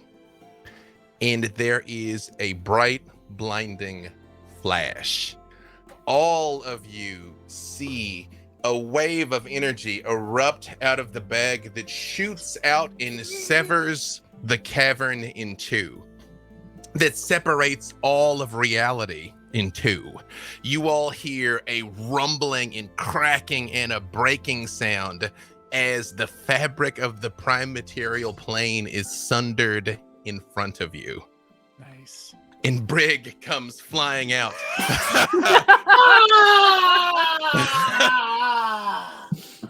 Hold on, I would like to posit that Averin the Kobold with his gleaming scale abs. It's just full on Luke Skywalker Star Wars postering this as the light explodes out of the bag of holding. I've got an effect. Ready?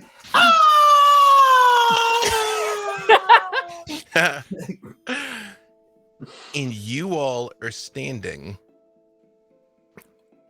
on what looks like an endless plain, and underneath you there is this band of light that has just cracked everything, that goes in each direction. And to the left side of you there is light, and to the right side of you there is darkness, and the cave is nowhere to be seen. At this point in your adventuring career, almost all of you have tasted death before. But this feels different. You are at a crossroads somewhere. Are we still kobolds? You know what? You are not kobolds. Oh. We were not kobolds. Why am I still talking Like this, I have to sigh. Wow, really got stuck. All is better. I bet that mushroom yeah. cave doesn't seem so bad anymore. Yeah. We're in the old bag of Nobody's holding coming inside to the a bag big of holding. windy here. Yeah. It worked out great. Look, we won and we destroyed everything. So, No. That was I your don't think that was the plan. No. That was your plan, Averin. have I ever been here before? Because I have been in and out. And, there's a terrible joke I could make about In-N-Out Burger, but I won't. It's PG game. Celise. It's true. No, not We're- that. I was about to say we're a family Oh my show, God. 'cause that's where I went. Celise. Yes. Celise has stood before a tier before, correct? Yeah, She's seen correct. him herself. Yes. Probably by now, all of you have been in the presence of gods before, or at least, you know, the nearest thing besides Averin. Averin's a god that you order on Wish. Someone You please just- tweet that. you just broke reality, Averin. Again. You know? So, like the spell wish or Like Wish Prime? kind of both. Yeah. The times that you've been in the presence of the gods, usually the gods do not descend to you, they bring you up to them. This does not feel like you're on the prime material plane. This place is charged with divinity, which again, to the left, you see a huge sun on a horizon. A very difficult distance, but you can't tell, is it dawn or is it dusk? It's just the light of something is emanating off of the horizon. And to your left, it just plunges into the deepest, darkest shadow that is almost comprehensible. And you all stand in this band of light. We did good. We're heroes. We've ascended. This is the moment. I mean, I feel like going to the left. Towards the Okay, darkness? guys. No, towards the. Oh, towards the light? The other left. Towards the light. Yeah, towards the light. The left, yeah. I suspect that we stand between positive and negative, and Neither of them is particularly conducive to existence, whether you want to be blasted to dust by radiant energy or have the last vestiges of life sucked from your carcass. Those are the choices before us. However, I recently came into possession of a certain item that can get us out of here. Oh, Great. tell. Make us some sauce. Get out of undeath card or something? I am going to use the Bones Know Their Home ability of Baba Yaga's Mortar and Pestle. When you reach for the mortar and pestle, it is not there. As you look down, all of you are wearing simple, rough spun clothing. Baloth and Erin are dressed in black.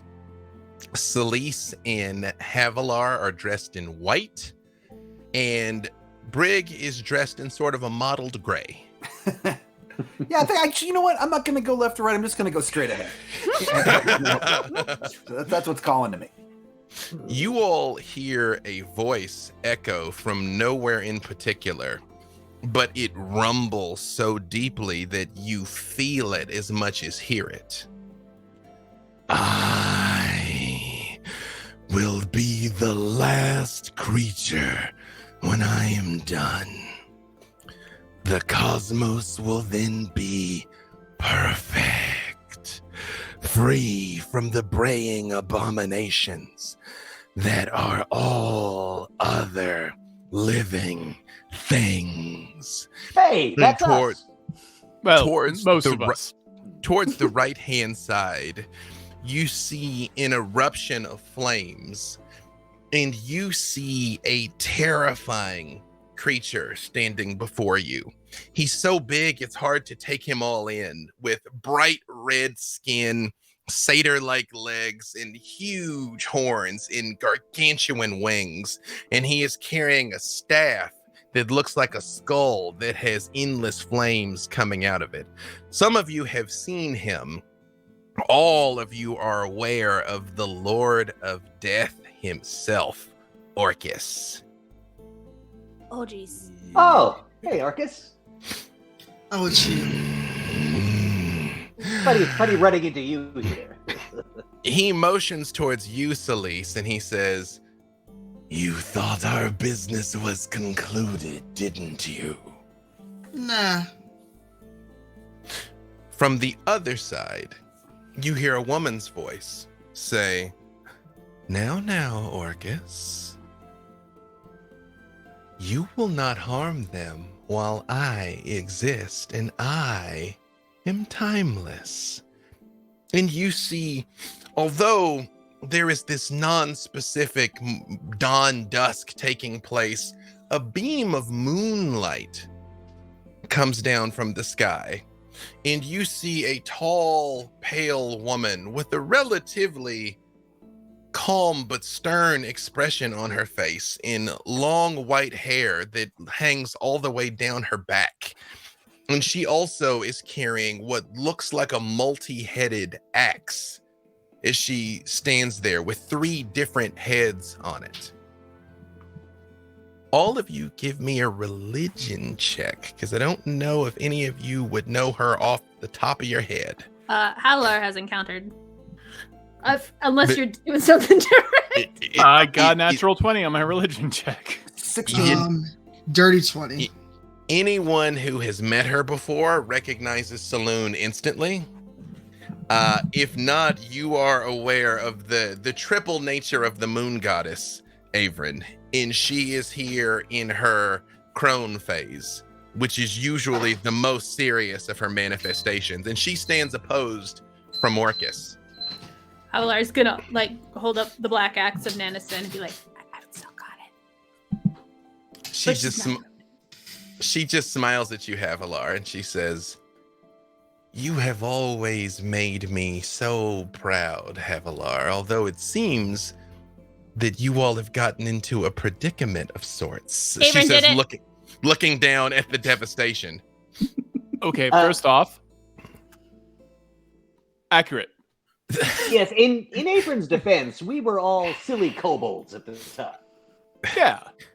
I had the emotional reaction of a kobold my size. So, Yes, I blew a hole in the prime material plane, but everything's fine. Orcus is here, and Saloon's here, and I'm leaning towards Saloon. What? All of you feel a cold breeze blows through you that chills you all the way down to your soul. Celise, it's been a long time since you felt fear. You know, one of Tyr's blessings is he has fortified you where you fear nothing, either God, mortal, living, dead, or undead. And even you feel something hold on to your heart for just a second. Havilar, you get the strangest sensation that someone is playing with your hair.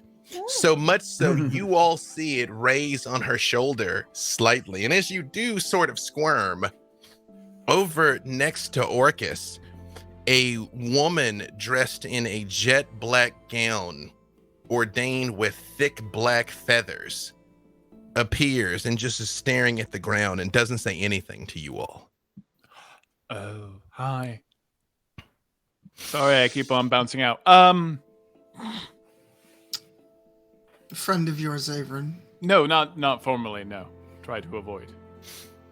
Constantly. I'm like in gray, so I'm kind of like not really with anybody, but I'm also with everyone. Like, is there where should I go?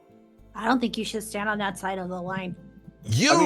Friend, there is always room for any who are lost in the light of the morning Lord. And out of the sun, a gorgeous man appears with a halo of light all around him. And he seems more like he's floating than anything when he comes forward. And you see Saloon gives him the tiniest of nods. Orcus stands up taller, like looking down his nose at him, like, and the woman in black doesn't take her eyes off the ground. She just stands there like she's staring at nothing. Did we crash a party or something? Yeah, this is really awkward. Yeah, so wait, is this like, is everyone vying for our souls right now or something? Oh no, I hate that. It's a soul off. It's a soul off, everyone. With that natural 20. Many of you, again, you all have traveled far and wide and seen many things. With your natural 20, you're completely aware of who all these people are, Erin. There is Orcus, Saloon, the Raven Queen, and the Morning Lord Lathander himself.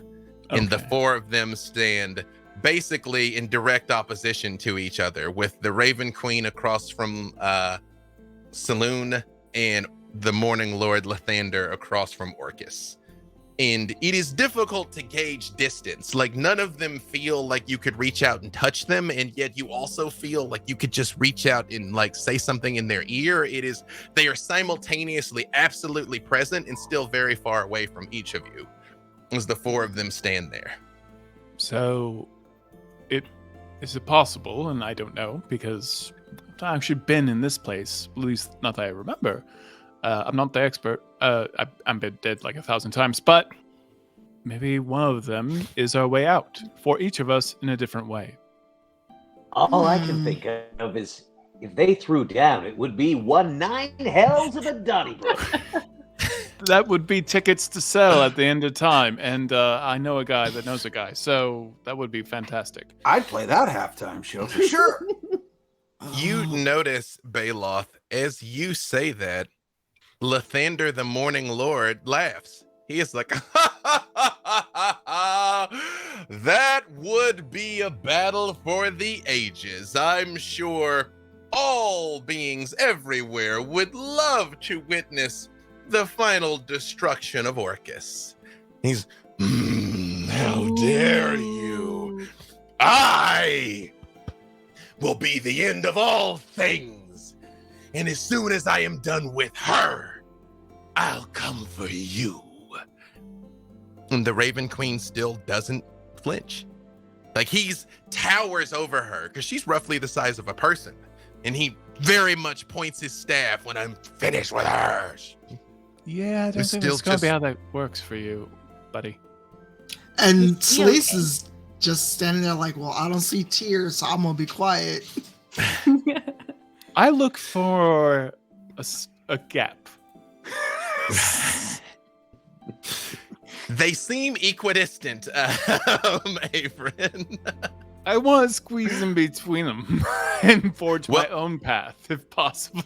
You would have to depart the light and go towards either Lathander and Saloon or towards Orcus and the Raven Queen. Because right now, again, it is almost like you've cut a river, like a swath through the middle of them, of this crackling nothingness that you've unleashed, that then goes into either light or into darkness.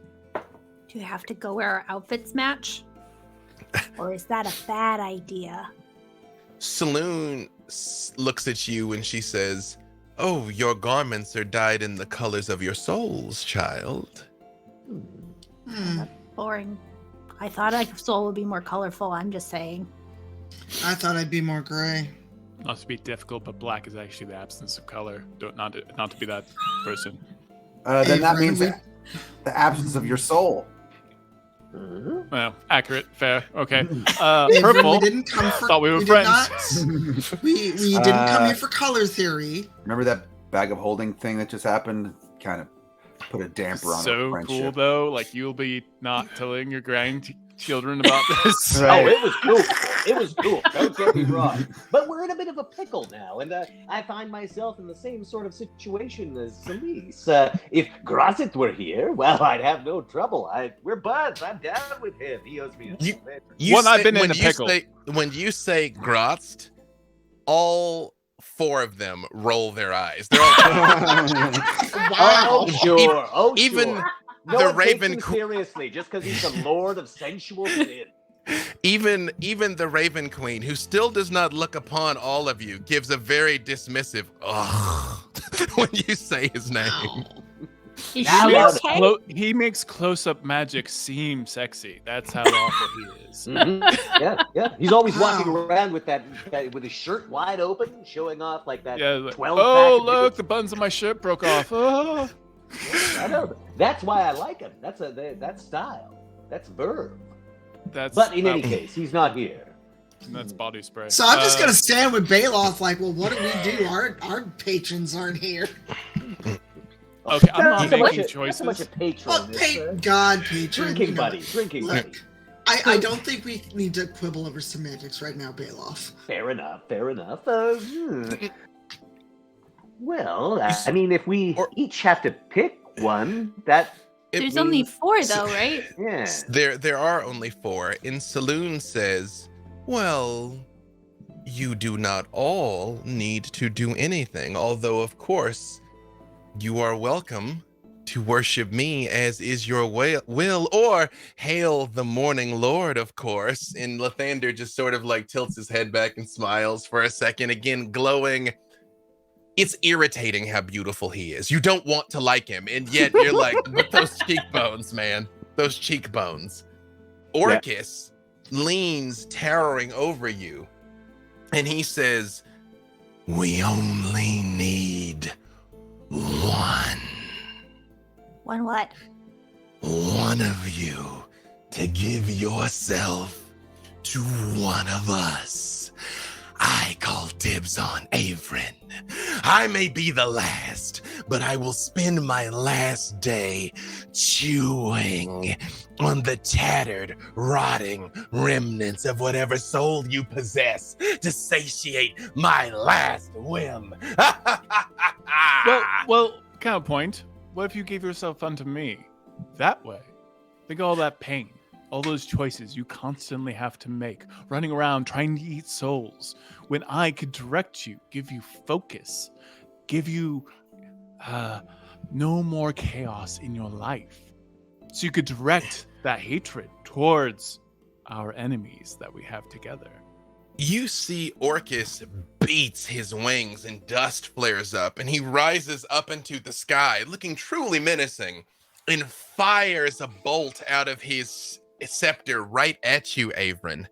And the Raven Queen, for the first time, moves her hand, and it just dissipates. Oh, wait, that was cool. Wow. And you see she turns Havilar, and she just makes eye contact with you. Is it creepy eye contact or cool eye contact? She's a Raven Queen, so both. Creepy cool. Creepy Yeah. cool. Creepy and cool. She just looks at you, but she doesn't say anything. She's intense. I don't know who that is. My religious education is very spotty. It's that's the Raven Queen. That's Orcus. He's the demon lord of undead. Or Well, no, so he's- that was Lord of Undeath! Wow! Oh, I thought you were like a duke or like a sheriff. Sheriff of undead. Oh, you seem very upset. That's weird for a demon. I will remember this slight, Averin, along the long list of offenses you've committed in Silliness Astoria. I haven't forgotten about you. Don't you want to do the heroic thing, Paladin? Sacrifice yourself to be locked in combat with me, and your friends can go and all will be restored. You're boring me. Lathander laughs, like shoulder heaving laugh. She's attacked him in his ego, his known weak point. Ah, yes. Unfortunately, mortals, allow me to summarize your predicament. Brig Hellclaw, correct? That's right. Of At your service, buddy. Of course I am correct. I am the Morning Lord. Truly enjoyed that impromptu performance last night. And since I am a you saw that? god, might you bless us with a song? Sure. What would you like to hear? How about what's your opinion, say, on gelatinous cubes? Oh. I've never tasted one, but I would be obviously I will accept any joyful noise made to the Morning Lord. Well, the only issue is if you've noticed, I'm just kind of like I don't have anything. I don't have my instruments. Do you want me to just sing a cappella, or what do you think? Motions and a rack of instruments appears before you of every conceivable thing. Wow. Now, OOC, dear friends, I'm super ambushing Jason with this. So if Brig is not able to do this, the Morning Lord will accept it without consequence. Well, no, I'll sing a song. Maybe I'll sing one that I already know. Oh, do you know that the Ballad of Averin, the one who tricked Asmodeus? That one's really solid. I do. Do you think that might offend some people, though? Why? I'm sorry. There's a whole ballad about Silliness. You're evil. Hush, Shaver. No. There's even one about Havilar. Yeah, it's a bop. Wait, have you written one about me yet? We should really remedy that as soon as It's possible. a work in progress, but I think by the end of this, we'll have something. You, Brig, Yeah. the Raven Queen doesn't look at you. She doesn't say anything. But you're just aware that she would love at least a couple of notes of Brimstone Angels Go. If you have it I do. within your capacity to do. Why not? Well, while I give you a second, while this is Nope, ambushed. no second needed. I'm ready. Oh, ready. All right, he's ready. Yeah. Now I met the devil. It was a cold and stormy day. I was slightly disheveled, but I felt the spark there anyway. He taught me Eldritch Blast, and I was sure this love would last. They all told me no, but he's the devil that I know. And now we're on the road, and we got so far to go. Brimstone angels bound together, here to run the show. We'll hunt down all your foes, punch them in the nose. Brimstone angels bound together, go. Yay! Lathander's like, oh, beautiful. And you all notice Saloon changes into much younger right in front of you. And she's like, yes, that was beautiful. And so, Morning Lord, is this musical offering enough to be considered a gift unto you that you might spirit us away from this place? Oh, a gift! Absolutely! I shall shine on Brig Hellclaw to the end of his days, but lamentably, we do require a mortal soul to be able to remedy the rift that has been caused here. I was in a drum circle once, and they're different every time. So maybe we could offer that up. Or maybe a bunch of people who are in a drum circle and sacrifice I don't them to you. see how that's relevant, Trickster. No, that's all right. I'm just not very musically inclined, so I'm embarrassed. OOC, you're going to make me sing every episode, aren't you? Yeah, probably. All I right. mean, right. Just making sure. It's a feature, not a bug. Right? Did you make him do that so that I would cheer up? I love that song so much, Jason. Also, you know, we do a little project together where I've suffered greatly from some of the songs that you've sang, so they're now how the turns have tabled. No, the bad guys just tend to have a lot of musical interludes, so much so that he hits certain notes, and I'm like, fireball. You know? He's like, ding, fireball. Like, I'm like, don't let him sing. Don't let him sing. Oh, he's singing. Oh, yeah, right. So, Saloon does take a step forward in this now younger form. And she says, although the Morning Lord's power is of course infinite, and mine is not inconsiderable, and even our associates here, the Raven Queen is great and powerful, and Orcus is impressive enough in his own way, I guess. And he very much looks like he's about to fume, but he doesn't say anything this time. One of you must make the sacrifice in order to repair this rift. For what it's worth, we're not unaware of the predicament that you mortals face right now, and despite our significant differences of both morality, ideology, and especially method, one thing all four of us can agree is that Tiamat ruling the prime material plane would be not good. So, you all will be allowed to return to the mortal world and continue. No thanks to you, Erin, although the bag trick was inspired, but you were about to end reality again. We're prepared to fix it.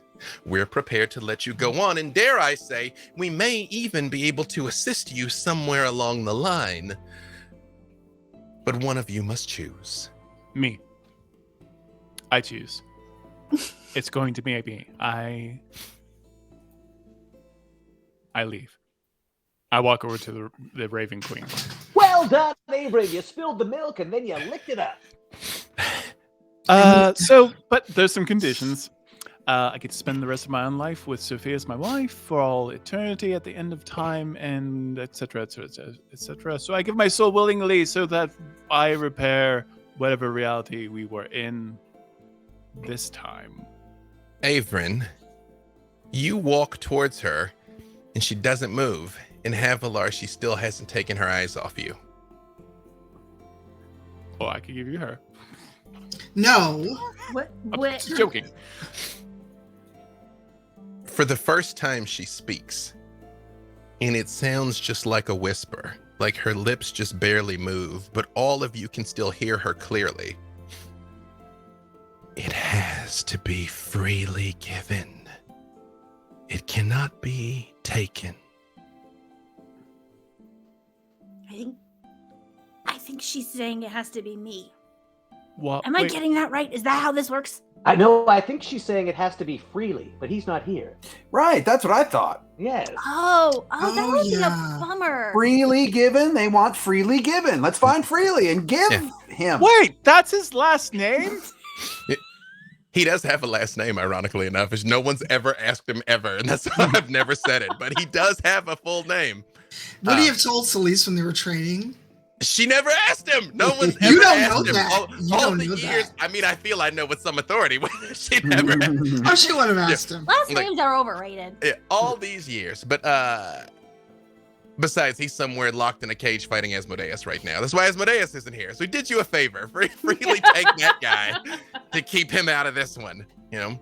All right, Havilar, forgive me if I'm perhaps overstepping here, but I think the Raven Queen is interested most particularly in the one that she hasn't broken eye contact with. Well, mortals, yes, it does seem she is intent on your young tiefling here, but it is important. And suddenly Lathander is right at the edge of the light. He doesn't cross it, but he's right there. And he's like, you must know, young lady, do not be bullied by her or anyone. These matters are of grave importance. I assure you, she will not harm you in this place, should you choose not to offer yourself. But if I don't, then the world doesn't go back together and Averin still broke it, right? Saloon does finally take her eyes off of Brig because she's like, that was so incredible. The go part. Like, that is gonna play in my mind. Someone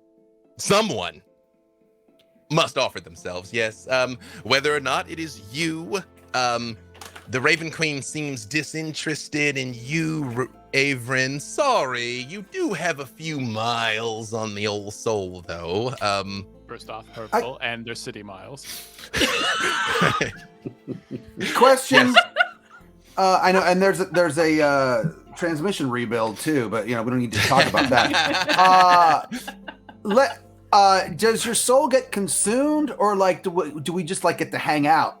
Yeah, and I could just play songs for you or something, because I could go as long as I could still write music and sing, and isn't it every performer's dream to perform for the gods themselves? Congratulations, Brig. You have done so. I cannot speak to the motives of my more grim associates, he says, motioning to Orcus and the Raven Queen. But you would be treasured guests in our halls till the end of your days. Yes. I believe, associates, and Orcus. Why don't we give the mortals a moment to deliberate? This is, of course, a choice of extreme gravity. We should just, and when he says that, you notice Lathander and Saloon are gone. Ugh. And Orcus is like, I refuse, I will, and he's gone.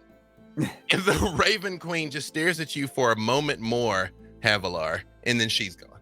Okay. I think she's really into you, Havilar. What is her deal? She's gothy. She's really gothy. She's like, is it a good plane? Is it one that's easy to get to so you could rescue me? I like that plan. Oh, totally. No, totally easy. But like way better than Orcus. Like the only one who wants me is Orcus, a demon? Like Averin, have you not sat ever and reflected on what you've done? And I actually pull out the Averin coin. I'm like, or just looked at your reflection, for that matter. Well, what is his aesthetic? This was an honest mistake, and I don't want anyone to pay for that mistake other than myself. Well, so if I need to go to Orcus, which sounds like a really gross, sweaty time, I don't really want to do that. Well, here's the thing. What if you zig when you're supposed to zag and give yourself to one of the goodies? Oh, God, that's way worse! Wait. I think they're faking us out. I got another plan. There's going to be a maypole. You know there's going to be a maypole. Such a maypole. Such a maypole. Well, Lathander's a maypole dude. Like 1,000%. Oh, yes, God, Brig. it's going to be cornhole, and There's I'm so not many- good at it. There's so many clones of you. Can't you summon one of your clones and sacrifice him? Oh, shit. Yeah, no, that's very me. but that's a trick they'd expect. Well, Orcus isn't that smart. It's Orcus. I mean, it's Orcus we're talking about. Yeah. No. I don't know this Orcus. How long have we been talking to them? Try. Has it been longer than a minute? Seconds, Oh. So I can't use Know Your Enemy to see if Orcus is stupid enough to follow further. Can I try to commune with Tyr or call Tyr? Yeah, not only that, the moment that you even attempt to roughly extend your will in his direction, you feel him immediately. Celise. Oh, hi. One of my greatest.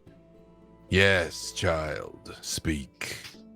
So I don't know if you saw the whole "we ripped the plane apart" thing. I'm aware of a tumultuous eradication of reality, yes. So I Even just pointed my at hall Averin. shook. I just pointed at Averin. It was him again, but that's neither here nor there. Mm-hmm. They want one of us to sacrifice ourselves before they'll fix reality. And you are always the one that guides me in the right direction.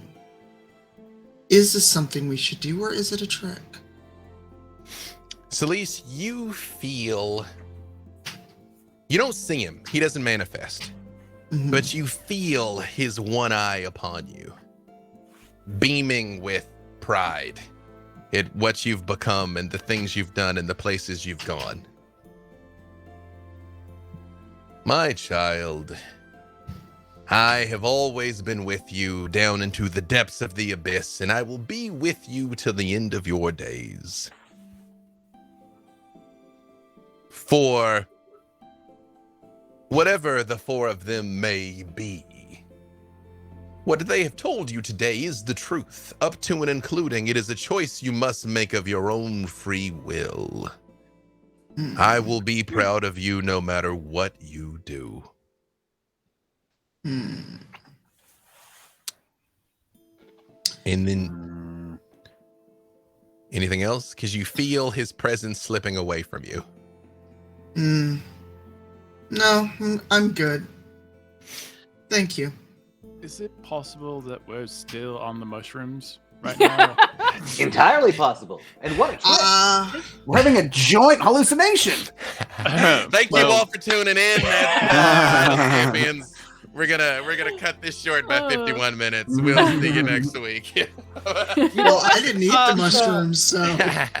Me, Dave. Do I get the impression the Raven Queen's just like nopes to Averin souls? That's like a hard. I'm all in on Havilar. Like the only one who wants Averin is Orcus. She seemed woefully unimpressed because you walk right up to her. And Okay, that's hurtful. Dave, since we're doing a little bit of communing, I'm going to try to get Grassit on the blower. Celise just kind of like turns her head like... You just... It's got to be close-up magic. It's got to be close-up magic. I swear to God. He's gonna let him go to voicemail. You hear, before you feel his presence, you get the distinct impression of like, and the creaking of leather pants. Oh God. Oh God. Bayloth, baby, what can Daddy Grats do for you? So good to hear from you. Listen, are you familiar with the situation that I currently find myself embroiled in? There was talk about perhaps reality was being rendered. I read it asunder. I didn't notice. I was in the middle of a thing tonight. Of course, you're a busy man. It involves 3 Merilith. Do you know how many arms that is? That's I'm gonna say 18. A lot of arms, Bayloth. Move it along, buddy. What do you need? I get you. So, well, here's the thing. I am obviously far too self-involved and selfish to think about self-sacrifice. So, what do you reckon the play is here? Is this on the level? Bayloth, whenever has the sacrifice play been the move for you? Oh, it's not for me. But what I'm saying is we might need all of these individuals to pull off the rather monumental task that lies before us. Is this going to reduce our party by 1, or is this going to be sort of like in the future sort of thing, or are they just going to anoint somebody right now? No, this definitely seems like a future thing. Like, none of us want to see Tiamat win. Like, I would come and I would just beat her myself, but it's immortals get right. Yeah, no, the Merilith. Remember, I told you that. So yeah, 3 Merilith. It's better. It is a number of arms, Bayloth. I'm gonna let you get back to your business. All right. Yeah. I hope to see you soon. Live, because when you die, I'm going to torment you for a long time. But don't worry about that. Wait, I can't. You're breaking up, Bayla. Okay. And you don't hear him anymore. Well, I have it on good authority that whatever decision we make will not be immediately implemented. It's more of a when you die and go to your eternal reward or punishment sort of thing. No, that's Okay. not so bad. Mm, Wasn't that kind of gonna happen anyway? if we fail, yeah. There In- is the Okay. world to think about. You know, the world, the place I keep all my stuff. Right. And when you say that, the four of them are there again. And Lathander is like, yes, you do have a voluminous collection. That Tarask is fearsome to behold, Baloth. Oh, well, thank you. I just, I'm going to make sure that I have my goggles of day on when I'm facing him. Yeah. Or no, I just go like this. The time is upon us, mortals. Reality cannot be left rent asunder. Choose. I think it's got to be me. No. I don't think But- so. I No, mean, you're too nice. I feel like they're faking us out with this make a choice thing. Like, make a choice, but not that one, and not that one, and also not that one. No. So Celeste just walks forward Mm-hmm. to oh god, I almost called him Grass. Orcus? Orcus. Call him Grot. See what happens. No. He'll smite me on the spot. Yeah. Baloth, call him Grot. So see what happens. Or he stands there towering over you. He's about 30 feet tall. I just gotta look up. Mm-hmm. Rematch for all of eternity, huh? Oh, Celeste, don't pick that. I like fighting. You, Havilar, the Raven Queen, is still just staring at you. She doesn't say anything else.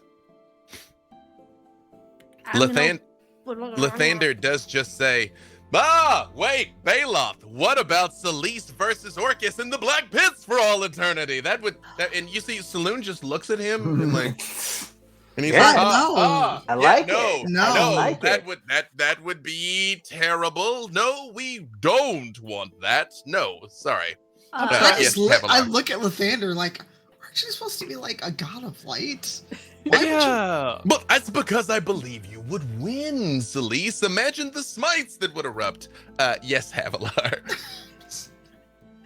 Havilar's gonna go up to the Raven Queen as close as she safely can and be like, What's your deal? You all see she just leans over and she whispers something in Havilar's ear. Why do people keep doing this to me? that's okay though. In that moment, you understand, Havilar. You understand. Oh, okay. And she just leans back and she just looks you straight in the eye. I'm sorry, I do have to ask, what do all these amazing gods and demons need with us to stop Tiamat, to stop her taking over the entire, all of existence? And yet you are trying to fight for one of our souls? You want us to make a sacrifice of our group, who you feel are destined to fight Tiamat, which you are not going to be willing, apparently, to do yourselves or don't have the power to do so. So you want us to give up one of our own to make reality sunder again? I don't know. What's the opposite of sundering? Unsunder? Glued What's together.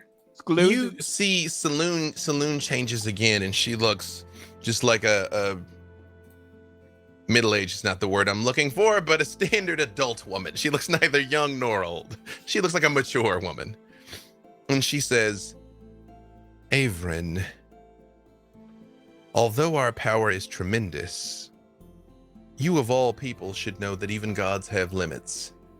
And there are some things that we can and cannot do. The reason why the four of us stand before you is we were already quite invested in this conflict. It is your actions, son of Port Argent, that brought you before us, and we will restore your mistake. But unfortunately, it does in fact require a sacrifice. A sacrifice which must be made now. Speak, And this mortals. sacrifice means I have I'll to do it. No, don't. No. When don't you deserve say that. I'll do it, the Raven Queen looks up and says, done. And you all are back in the cave. Ah, well, that was easy, and there'll be no repercussions. The Baloth, mushroom we- cave? Are we kobolds again? You are not kobolds again. Are we in the mushroom cave? Nope, you had traveled some distance on the carpet. You were back underground in the caves, not back in the mushroom cave. Okay. And I just look at Havilar. Why did you do that? There's reasons. Yeah, but It's not the first time that an evil god is. I don't actually know if she's evil. She's cool, but creepy. She's evil. Okay, that feels true.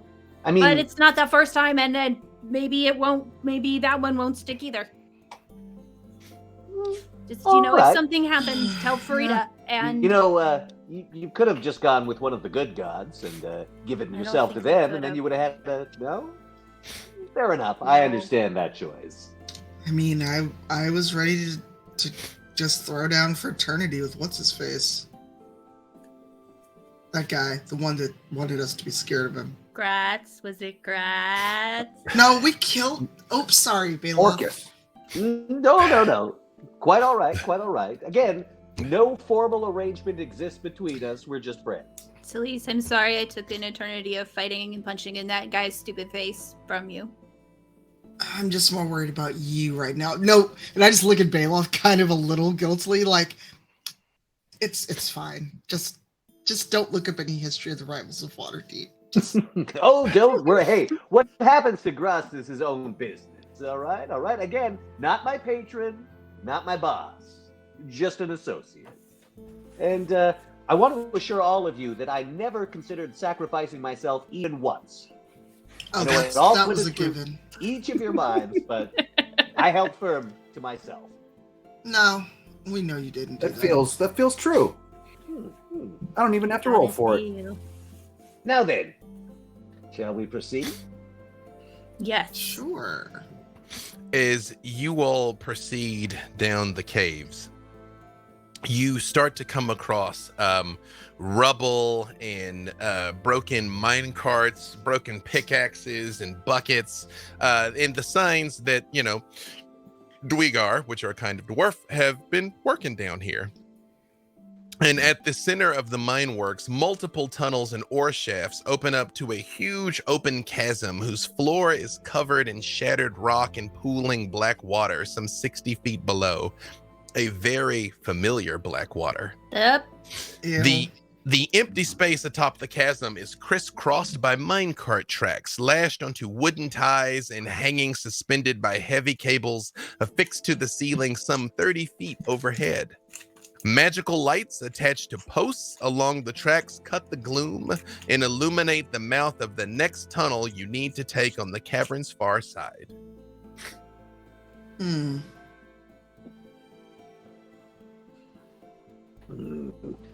More wraithy goodness awaiting us, do you think? Or wraithy evilness? Both? I look at my bag of holding and see if the explosives are still there? They are. Good. Wow. Hey guys, still got the explosives. I still will got also this bag of say, holding. Havilar. Yeah. Your 21 points that the Wraith took from you have been restored. What? Okay. Nice. Very How nice. about the rest of us? I'm already Are we liking healed? this particular evil god. No, nothing else changed. Just that one particular piece of Havilar that was taken from her has been given back. All right. So the question is how to proceed here. The last time we encountered water like this, the wraiths essentially attacked the moment we were at a certain point. Right. So let's just not get to that point. We were also somewhat split up, which was probably not to our benefit. Shall we proceed? In retrospect, yes. We could proceed as a unit. Now, is there a path over this water? Oh. Or? Give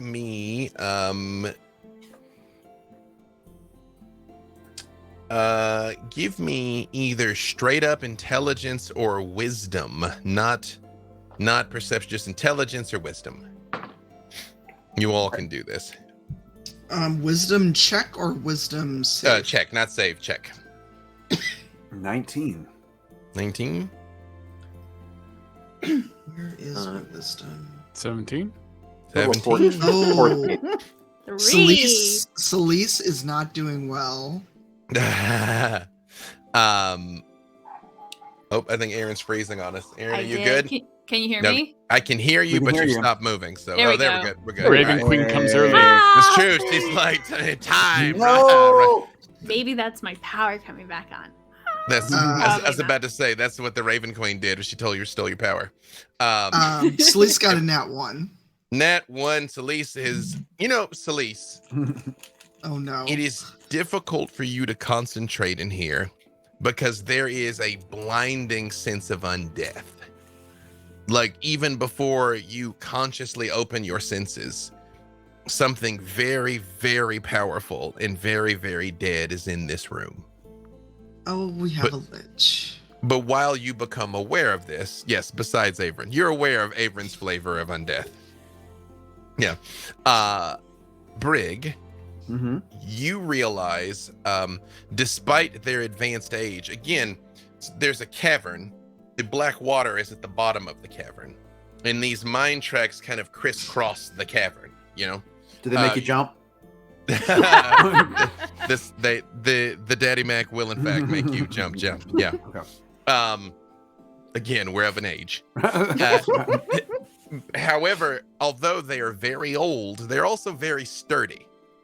You feel like the tracks could be walked on, or of course, Baloth could attempt to simply fly across. One thing, the Dweegar made these things to last. So however long they've been down here, they are sturdy enough to step on without breaking.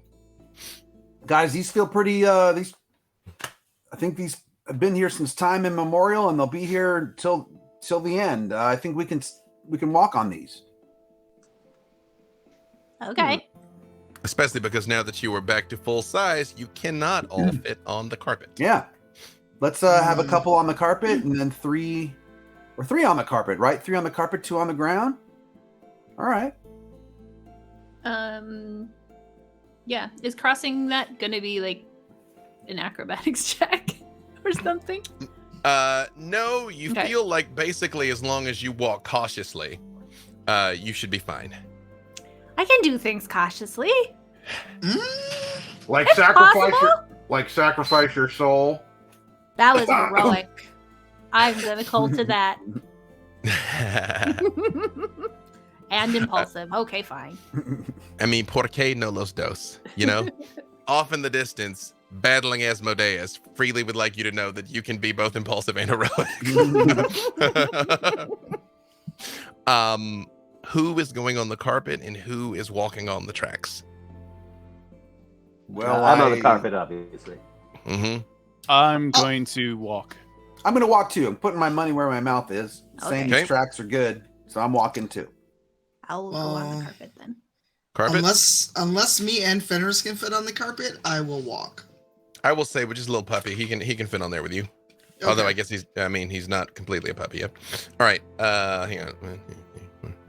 I want to do the tracks like monkey bars. All right, hold on a second here. Is you all, or make one last thing, is the carpet going first or is the carpet floating behind the walkers? I ask for no reason in particular. Behind the walkers, I think. As you all are floating across, you hear and up above you, one of the broken mine carts shakes for a second and dislodges and flies towards the carpet. So I need everybody on the carpet to give me a dex save. Oh, my worst stat. Hooray! I think I did well. I did. I want to use my luck die for that. And I just roll a d20. Do I add it to that? You replace it. Okay. So you replace it, but you can take whichever roll is better. Like, you don't, like, some things you must take the second one. You can choose between the two. Oh, okay. 17. 17. 18. 18. I rolled so bad both times. 10. Is you all see this thing come plummeting ahead, and it's like Celeste and Baloth both jump out of the way, and you have that Looney Tunes moment of like, Havilar just looks straight up, and this mine car smashes you in the face for 27 points of damage. Oh. Good thing you got that weight stuff. Thank Down from below, you all hear. Oh no. And out of the water, this time it is not 6 wraiths. It is 2 gray, desiccated, decaying beholders. Their eyes are milky white and hazy, and their fangs are chipped and broken as their mouths just hang open, and all of their eye stalks come to life. Roll initiative. Oh, good lord. Yeah. Why does it always have to be undead? Like it's like I'm just going to slap fight these. It worked out to your, Oh, sorry. I just said it worked out to your advantage last time, but yes, go ahead. How big is your carpet? It's enough to hold 3 people. Is it maybe 10 feet across or more than that? Just Let me asking. I for will get future the reference. actual. I do have the actual stats on it. It is 3 feet by 5 feet. But to say, I don't think it's 10 feet. We're snuggling, aren't we? Yeah. No, you guys Yeah. are all, All right. Like you both did the smooth criminal thing out of the way of the mine cart, as it hit Havildar. I too have an 11. All right, hold on. Give me just 1 second. So Celise is 11. Averin? 11 as well. 11. Baloth? 15. And Havildar? 8. I mean, you just got bonked on Yeah. the dome, and Brig? 24. 24. Brig, time slows down for you. Recall, many of you, you still have not only abilities that the audience blessed you with, you still have those extra skill checks and whatnots from the mushrooms, if you have not cashed those in yet. So remember that you has. Oh, wait, so we could do that for initiative as well? I don't think so. Well, which one did you have? A skill check? No, I had ability score. You're right. Yeah. Okay. However, hold on a second here. Let me double check. Mine was on an attack roll. I have a number of tabs open. I apologize. Unfortunately for all of you, the Death Tyrants are first. So Wow. Hey. Higher than 24. Oh no! Actually, they did not beat you, Brig. So you very much see their eyes shoot to life, and they're about to start shooting. But Brig, you are in fact first. I have 3 words for you. Fireball, fireball, fireball. At 4th level. Will it hit both of them if I put it in between them? Yeah, they're close enough that you could catch them both with one fireball. They need a Dex 18 save. Okay, let's see. I literally just rolled 2 ones. I rolled 2 dice and they're both 1s. So the 2 Death Tyrants turn to flee and bump into each other right in the middle of the fireball. So yes. So they both take 35 points of damage. All right. Well, that's handy for keeping track. They both take the same amount. Excellent. However, remind me to tell you when this is all over something that, again, we of a certain age will find very funny about these things. Okay. 35, you say? Mm-hmm. Okay. Perfect. That'll keep that easy to keep track of. However, as they erupt into flames, which just smell absolutely awful, both of them have eye stalks that point at you and leap to life, Brig. Okay. Both of them fire a beam at you. Yeah, boy. One of them, give me a wisdom save. Okay.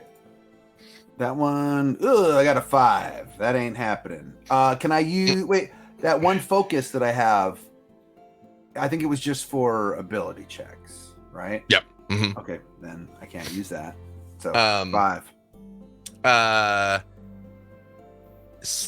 A sickly green beam hits you, Brig, and you are terrified. You are frightened down to the core of your being. Give me a dex save. Luckily, I'm good at those. But not now. I got a 13. The second one is a beam of crackling black energy of disintegration that hits you square in the chest, Brig, for 45 points of force damage. And you see it bores a small hole clean through him. Not doing well, guys. And now, unfortunately, is the Beholder's turn. You all see... Wait, that wasn't his turn? Oh, no. Those were legendary actions. They both slowly, out of the flames that are burning all around them, they both rotate up and look at you, and you all feel just awful. Like they are just radiating death. Like it is just rolling off of them, and pure negativity is taking all of you in, coming out of their eyes. And here's how I'm going to do this. Love it. It's good stuff. One of them is going to shoot at Erin. Oh, actually, let me take this back. This is not how this works. They each shoot 3 times. So the first one is going to shoot at Erin. And it is going to be Erin, give me a con save. I will forget this, so any of you that fall victim to effects, you get to save again at the end of your next turn. That was a 14, sorry. I will forget that. So just whatever is about to happen, you have a chance out of it at the end of next turn. 14? Was that a fail? 14 is not enough. I will roll again. Okay. And I got less, because that's what I do. I got 5. Unless you have any sort of immunity, you are paralyzed, Erin. Yeah, I can't be fine. I can be paralyzed. You see Erin just stops moving. Again, Brig has the frightened condition. Erin has the paralyzed condition. That is 2 of the beams. Wait, no, that was just 1 beam. It's the first beam. The second one is going to go for Silliness. Oh boy. And it is going to be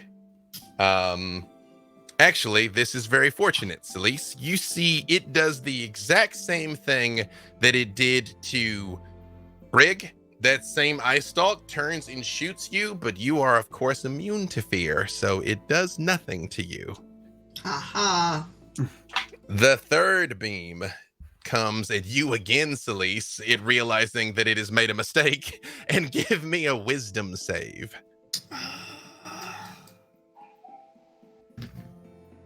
Ooh, it's a good thing I have a high wisdom. That's dirty 20. You feel just a tremendous wave of drowsiness come over you, Silliness. For a moment there, your knees buckle and you feel like you might just plunge headlong down into the water, but you're able to gather your senses and keep your wits about you. Well, the you gotta second call me one, out IRL though. the second one starts shooting, although ironically enough, having learned nothing from its associate, attempts a fear ray on you again, Silliness, to no effect. Man, I have rolled every single one of these. Keeps coming down on Silliness. Give me a dex save, Silliness. Although you soaked up 2 of them harmlessly, that was good. 18. Again, it hits you and you feel like you weigh 1,000 pounds. You start to feel slow and sluggish, like you aren't capable of anything, but then you're able to shake it off and regain your wits about you and avoid it. And finally, back at Erin. That is literally the way the dice fell there. Actually, that I am going to re-roll because that doesn't make any sense. Okay. You know what? Go back to Artificer Armor when I could take a hit. I'll re-roll both. We'll let fate. You know what? That would have been another Silliness, but I'm re-rolling that again. Wow. You've suffered enough, Silliness. I mean, they can't make me afraid, so. Let me see here. Let me double check here, because again, I'm just trying to let straight up fate decide. Havilar, One comes at Havilar. Like literally, I think Celise was just about to soak up 5 of the 6 attacks. Havilar, give me a con save, which again you should be pretty good at. Okay. I say as I have now jinxed. Yeah, this is when I roll a 1. Yeah, I roll this 14. This doesn't count as a spell, right? It is not a spell. 14. Havilar, you also are paralyzed. The paralyzed condition, which doesn't technically mean you can do nothing. Read the condition, but it is pretty bad. All of you that have a condition, again, I will forget, at the end of your turn, you have a save to get out of. However, that is it for the beholders. So, these are death tyrants for the record. Baloth, Baradil, although they are rising, they're coming up further from the ground while they're doing this. Just pew, pew, pew, pew, pew, pew, pew, pew, pew, pew, coming up towards you all. Baloth, it is your turn. Alrighty then. Well, having seen that the fat fireball go flying, I think I'm going to do what I do best and commit a little bit of plagiarism as I fire another fireball. I mean, when in doubt. Exactly. What's the save on that? That is, I'm back to myself, so that is Dexterity 21. Believe it or not, one of them makes it, having learned the lesson from previously, floats behind the second one who rolled a 2. So its milky eye just looks at you and just takes it square in the face. So you will do full damage to one of them and half to the other. Very nice. I'm going to use the D6s that were given to me by the lovely folks at Idle Champions in this fancy dice vault. And combine them with some others. This is a chunky baby. That will be 8, 13, 19. Ooh. I see lots of beholders. Those are 6s. They are. That's honestly, you guys can't see. There really are beholders on the Idle Champions 6s. That's Iris. Off in the distance, Iris is like, "You get those dummies, darling. This is exactly what I'd hope you do, Baloth. You're doing great, sweetie." Okay, all right. So that is a grand total of 42 points of damage to the one that failed and 21 to the one that succeeded. 42 and 21. I actually think I'm capable of mathing that. So 42 and 21. They are now in differing states. However, is that it for Baloth? Yes, I believe that will be... I'm going to back up a little bit on the flying carpet. Who's still on it with me? Both Havilar and Celise are still on board because they've yet to say they depart. So. Okay. And I can't move. I don't want to take them out.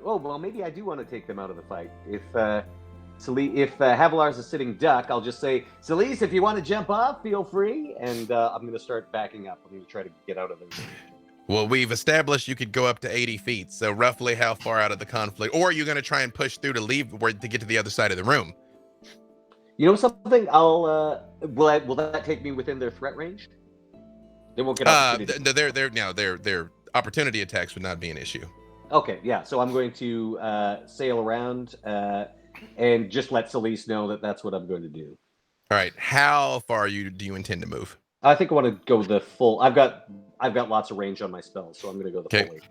Yeah, right. This room is about 300 feet across, but you kind of drop, you floor it on the carpet, the shag carpet. It kind of like raises up on the front as you kind of hit it. Unfortunately, they very much take issue with this offense, Baloth, and 2 beams come your way. Very well. Baloth, give me a con save. Oh, I'm good at that. That is a 23. Baloth, a black ray hits you, and you feel it attempting to drain your life, but they've greatly underestimated your drow fortitude. But it does 18 points of necrotic damage. Very well. All of these numbers are not counting any sort of mitigation anybody might have.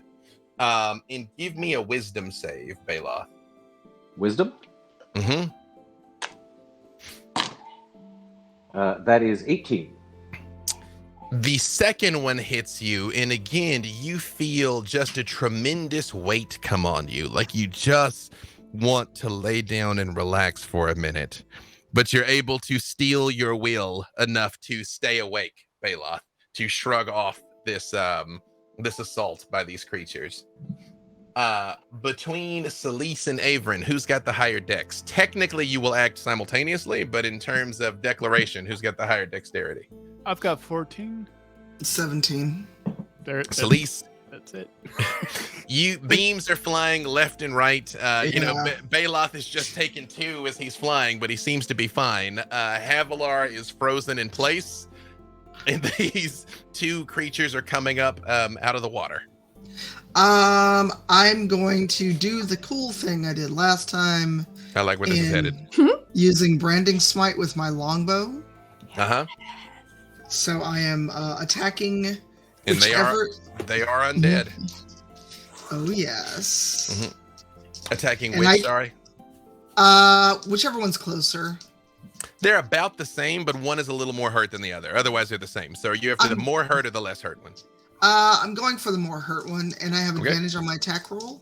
Perfect. So this is the first of 2 rolls. Also, remember, y'all got some banked crits. You got some haste sisses and some other things. So I may not need that advantage right now.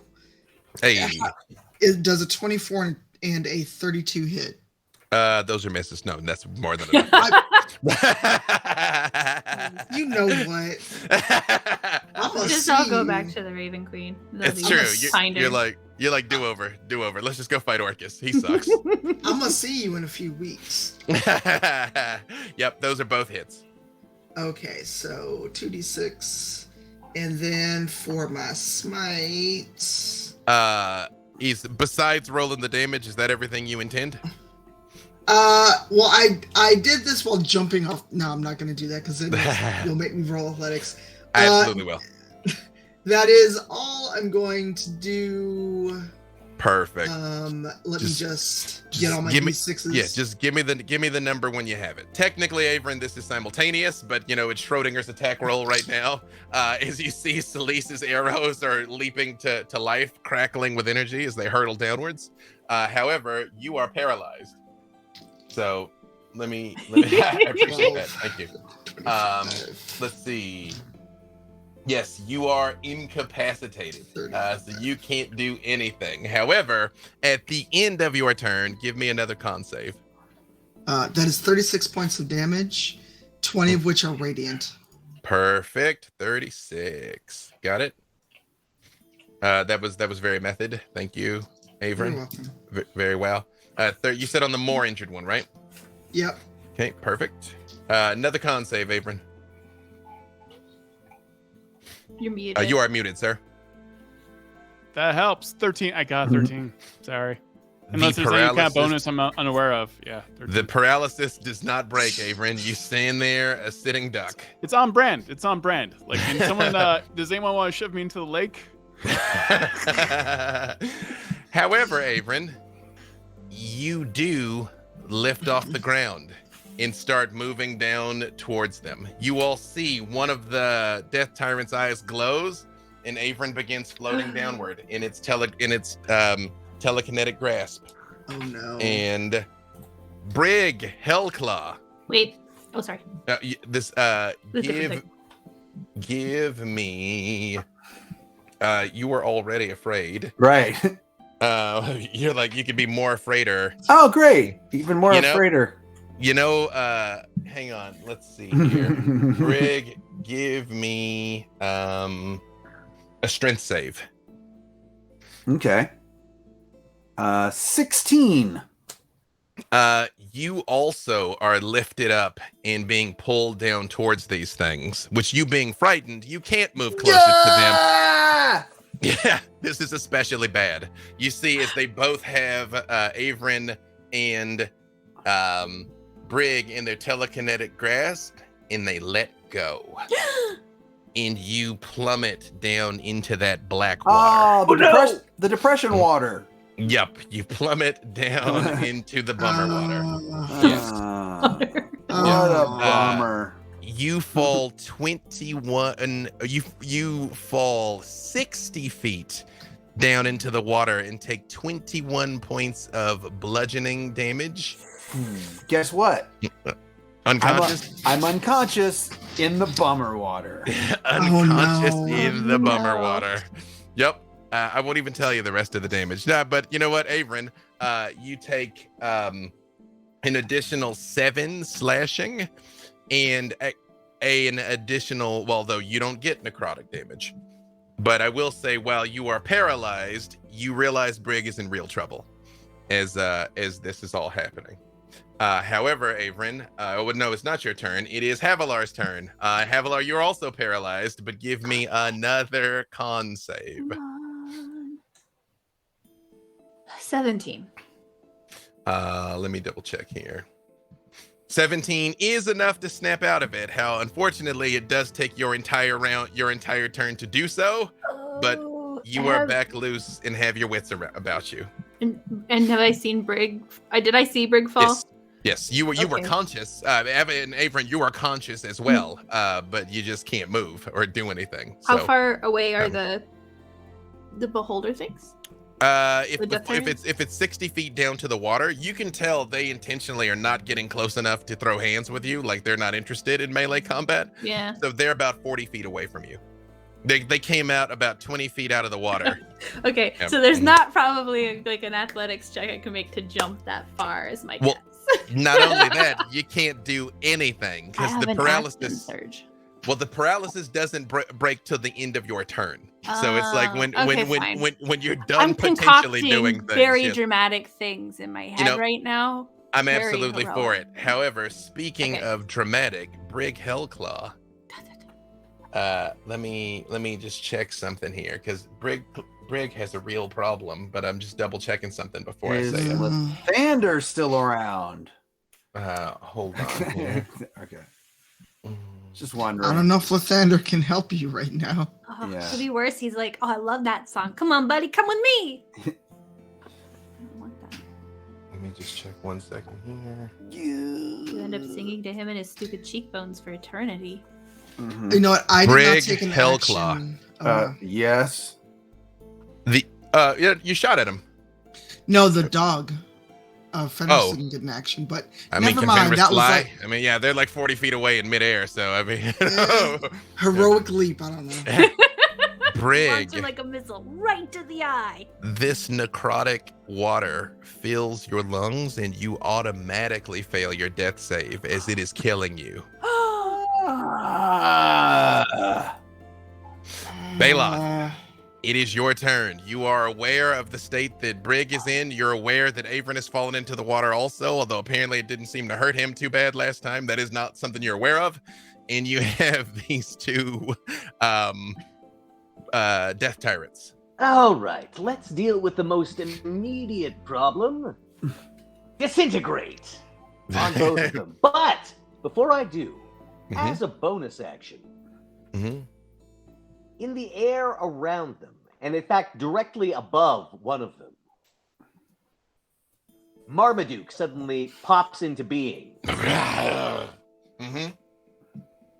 Because he is next to them, they will have disadvantage on this save. Excellent. Against Disintegrate, which is Constitution 21. Excellent. Let me see here. 1 saves, 1 does not. Right. So the one that does not. I will let you decide, because we're among friends here. Do you want the Disintegrate to work fully against the more damaged one or the less damaged one? I want it to work fully against the less damaged one, I think, actually, because this does a fair bit of damage. Alrighty. Okay, and in fact, this is so much damage, I'm going to roll it digitally, because I don't have that many dice in front of me. All right. That is a total of 82 points of damage. You 82 on the less damaged one, you say? On the less damaged one. All right, perfect. Hang on, I'm keeping track of my own stuff over here. You have blown a tremendous chunk out of this thing. And Yes, Marmaduke will now also get his attack on this thing that he landed on. Okay. Go ahead and attack. Hold on. If only Heathcliff were here. It's true. If only. Man, They often, deep they cuts. often Deep hang out cuts. together on the same page. That's true. We're all old. Okay. Right? I just gotta look at my Hound of Ill Omen. Next up is going to be the Beholders. So, oh no. Oh, whoa! Wait a second. I forgot completely. They didn't even act. That's all right. We're gonna Baloth, I'll let you resolve this because I didn't actually take their actions. They should have gone after Brig. All right. So with this attack, he gets a +5 with that. Does a 19 hit it? It does. Excellent. And it Are you sicking him on the more or less hurt one? The one that I just hit with disintegrate. So I assume that's the more hurt one. Well, I thought you said disintegrate them both. I thought you. But I know. But I right. I thought that the one that got the full damage, I assume, is the one that is now the more hurt. Perfect. Yeah. Got it. Yep. Okay, so that will be a total of 12, another 12 points of piercing damage as this hound made of pure shadow stuff rips into the undead flesh of this, or the undead bone of this death tyrant. You see, as Marmaduke is chopping on them, different eyes that have not fired yet. Well, one that you have seen and one that you have not. Both turn and go off on you, Baloth. Very well. Give me a dex save. That is a total of 15. Its own disintegrate hits you for 45 points of damage. I'm gonna need some healing. Give me a second death save. Hold on 1 sec. I mean, not death save, sorry, dexterity save. Hold on. Sorry, I have to redo that because I hit heal instead of damage. Okay, so how much damage was that? That was 40. 45. And now a second dex save? Yep, second dex save. That one is a dirty 20. You see a black beam erupt and come towards you, which you dodge, but you are quite aware, had it struck you, you would have been dead. Dead. Okay. In here, with our heroes beaten and broken, leading in, you know what? Nah, let's go ahead and do the Death Tyrant turn. Let's see how bad this is about to get. You know? I was like, is this a place for a dramatic cliffhanger? No, it isn't. Each of them is going to shoot 3 times. I'm still going to roll against the 5 of you because even though Erin and Brig are in the water and Brig has 1 death save, they don't care. They're shooting in all directions. However, I'm going to add Marmaduke to the rotation because he's a valid target now. So let's see. Oh geez.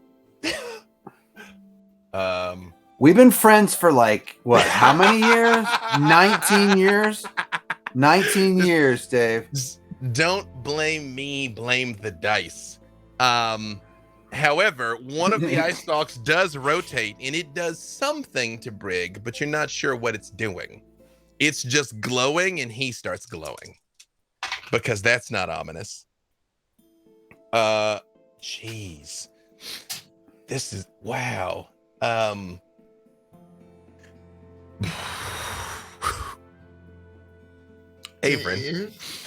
Erin, because you're in the water, you see Brig turn to solid stone and plummet down on.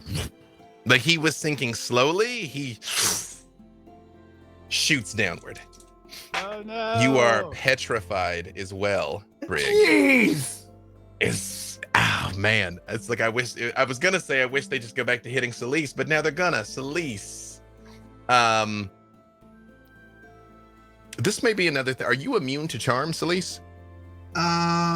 No, I am immune to disease and fright. Yeah. Give me a wisdom save, Celise. I'm afraid. I believe in you. Will a 17 save me? It will. For a split second, Celise, you realize you're like, these things aren't so bad. You know, I mean, honestly, they're the real thing. They live here. We just come through with, oh, wait, hey, wait. We'll just shake it off. And then the second one, at Havilar. Havilar, you are still paralyzed, correct? No, I got out of it. Oh, well, yeah, you did get out of it. Give me a dex save, Havilar.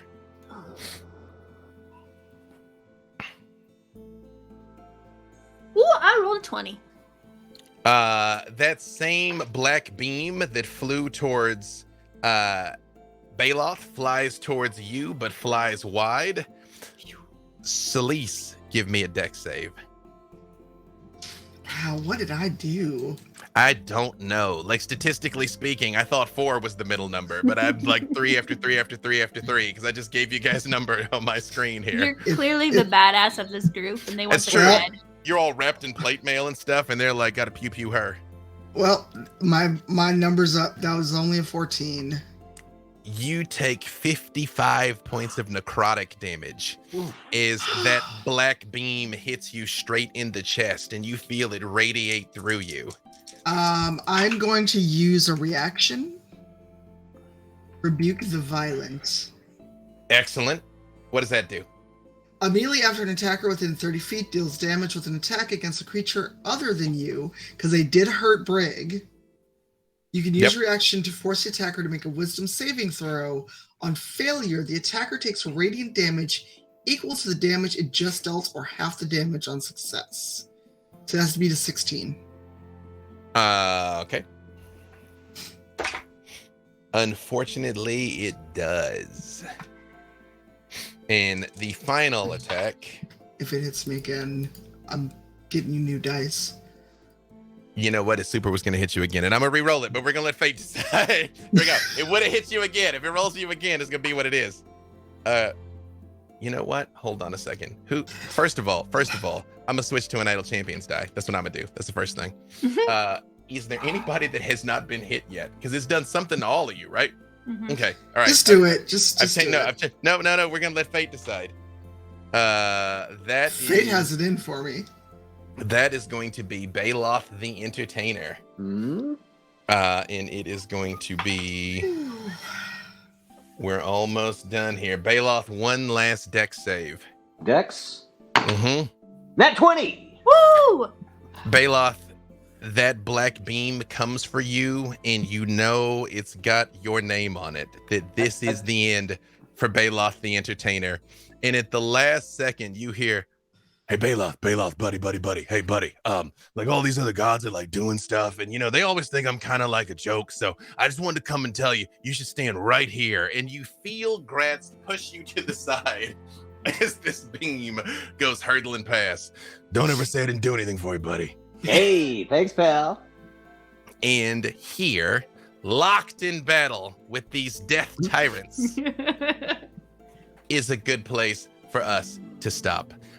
Real quick, couple more announcements before we wrap this up. First, I got to give you the winners of the giveaways, which is not oh, there it is. I was about to say it's not on my document, but it is.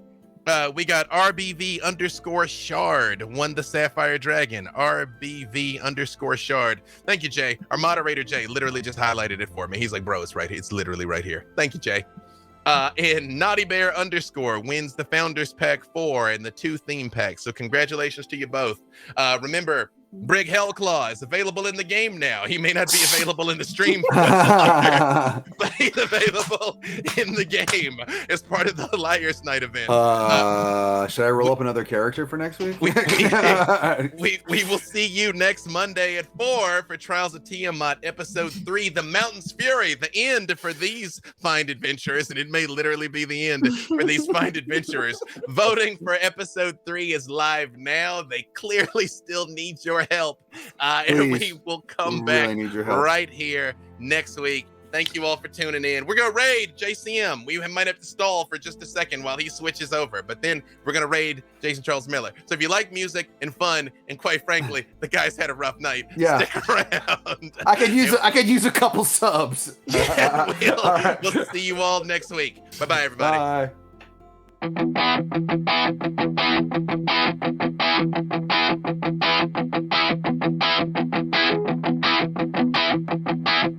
Thank you.